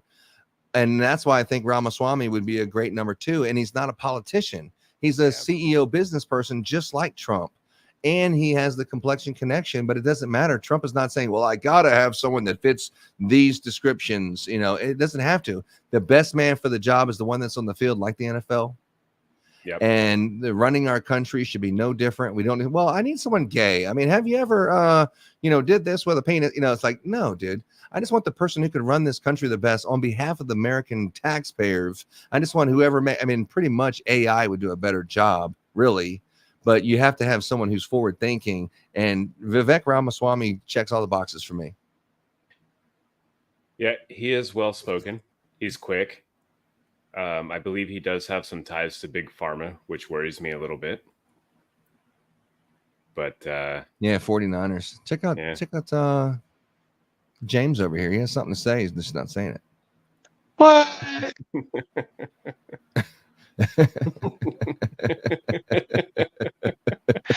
I was not trying not to distract from y'all's conversation. Yeah, I'm about to bounce out, so you need to hop in here. Yeah, you're like that. Well, guy I mean, that's at exactly. the bar, like, hey, sweetheart, just one more. I'm just having one more beer. I'm just he just sank the 8 ball, and I promise I double or nothing. I'm just going to have one more beer. I'm gonna finish up this. Okay, that I bid you, gentlemen, good night. Go cook your dinner. Later, buddy. Later. Good night.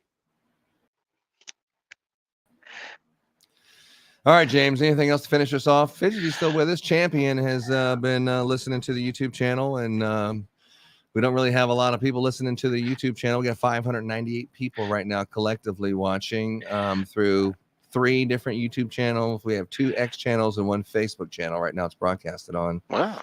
So 598, 600. I see people doing like freaking 4,000 and 5,000 people, and I'm like, damn, dude. Well, all I got to say is the Niners actually held the record at a certain point in time for being the only team to go to the Super Bowl, and every single time they went, they won. Up until they lost in, what was it, 2007? I don't remember. Didn't they lose last year to the Well, Chiefs? well, sure, yeah, but like I said, up until 2007, Oh, all the years before that, every time they went to the Super Bowl, they won, which I think was 5 or 6 times. yeah, you're talking about some Joe Montana.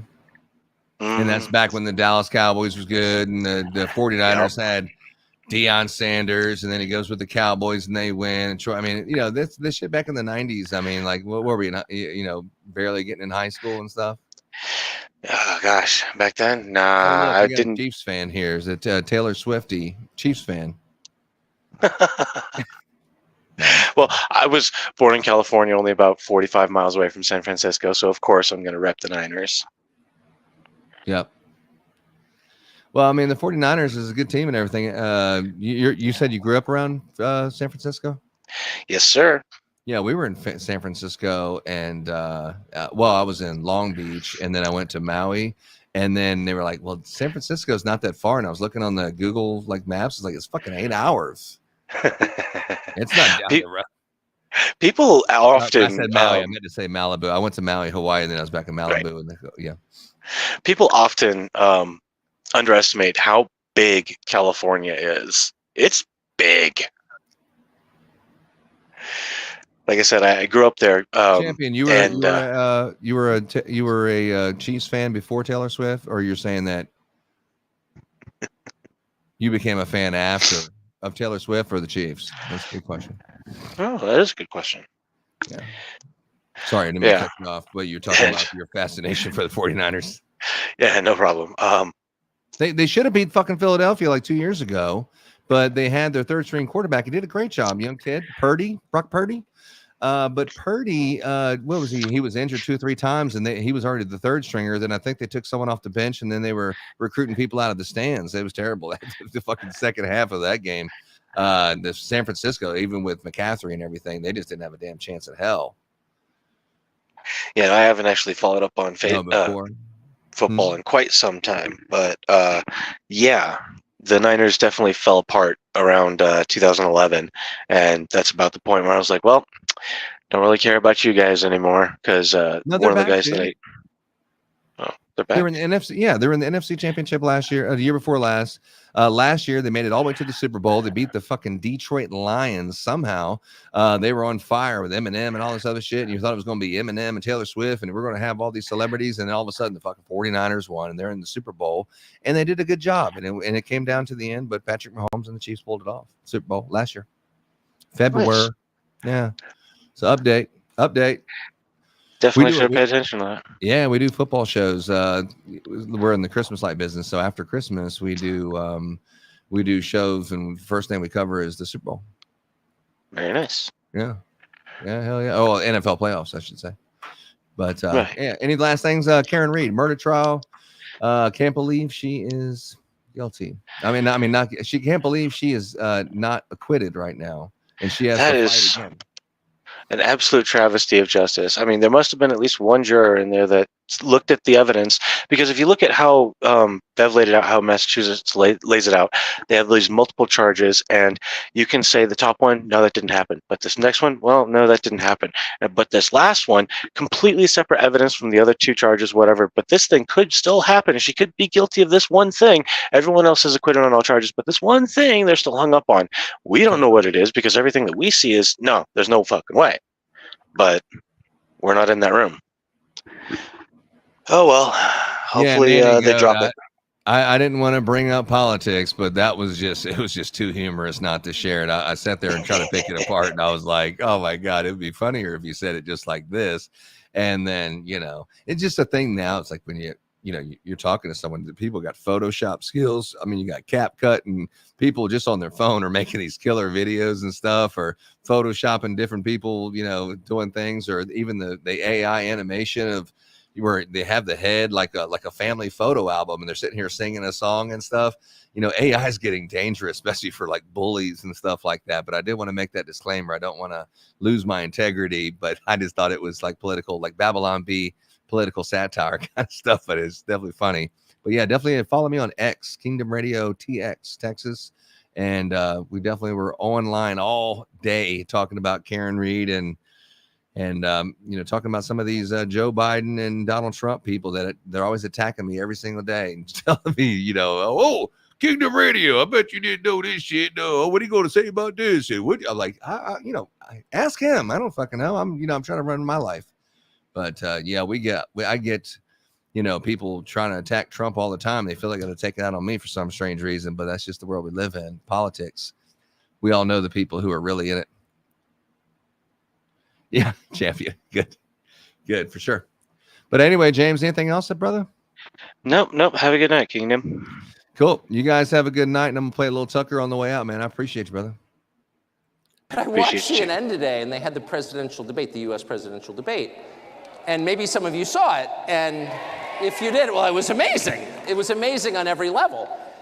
But what was especially amazing was afterward, they went to the panel of assembled Democratic operatives posing as journalists, and all of them were like shocked to discover that Joe Biden has dementia. Like they couldn't believe it. What? Oh my gosh! He's non-compos mentis. No way. Are you serious? And I'm thinking to myself, what year is it? 2024-ish? Middle-aged people identify with that? Okay, 2024, people are saying. It was 2019 that I heard from a friend of mine who was friends with his sister, Val, that the family was very upset because Joe has dementia and he's running for president. And, well, I said this on TV, by the way, at the time, and was denounced as a racist or something. I mean, everything, in the United States, like, that's just like the all-purpose term for shut up. Racist! It's like, I think he's white. Shut up, racist! Okay, anyway,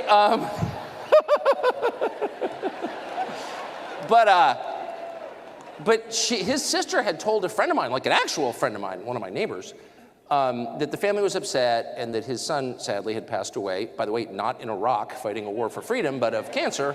I don't think he's aware of that. But sad, and that the family was convinced he needed to kind of get it out of his system by running for president. But of course, no one's going to make Joe Biden the nominee because we had Pete Buttigieg for that. Who's, now it's a joke, but at the time they were like, people are gonna love Pete Buttigieg. He's incompetent, but he's gay. Great. And then people were like, what? No. So they had to go to Joe Biden, and he actually became the nominee and then somehow became the president. But it was obvious the whole time that he had no idea where he was, and that it was cruel, and that his grasping, horrible wife who poses as a doctor was pushing this so she could go to state dinners. And everyone knew this. Like, there's not one person who didn't know this. And when you travel outside our borders, people are always so nice about other people's countries. Like, they don't attack you to your face. And obviously, I'm the most American person who's ever lived, and I love my country, and I'm going to die there, and would die for it without even thinking. That's how much, and I mean that. So everyone wants to be polite to you about your country. And when, if I ever went to New Zealand, I wouldn't mention Jacinda Ardern or what, you know what I mean? That would be rude. I wouldn't say oh, that retarded girl with the teeth, is she here? I wouldn't. That would be, no, I wouldn't. Because that's not something a guest says, right? You're in someone else's, you're having dinner at someone's house, and the food is appalling. Oh, it's so good. You know what I mean? But even given the high standards of politeness offered to foreigners in foreign lands, everywhere I've traveled around the world for the past 4 years, and it's been a lot of countries, people are like, so Joe Biden, how is he? You're like, well, I think he has dementia. He certainly does. Everybody knows. Everybody knows. Because they have, I can't remember, the internet.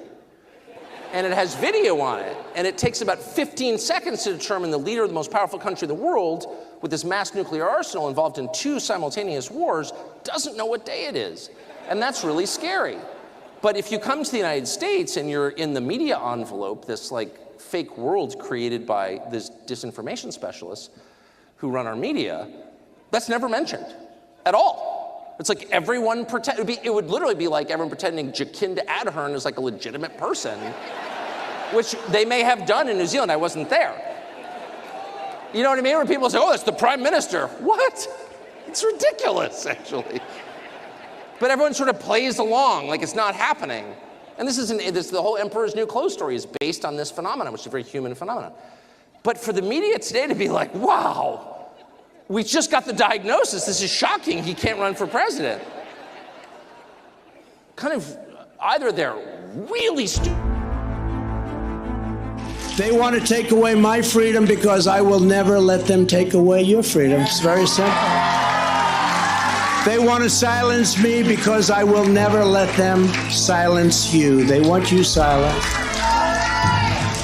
And I am the only one that can save this nation because you know they're not coming after me, they're coming after you, and I just happen to be standing in their way, and I will never be moving. On November 5th, 2024, justice will be done. We will take back our country and we will make America great again. Thank you. God bless you all. Thank you. Thank you very much. Great job.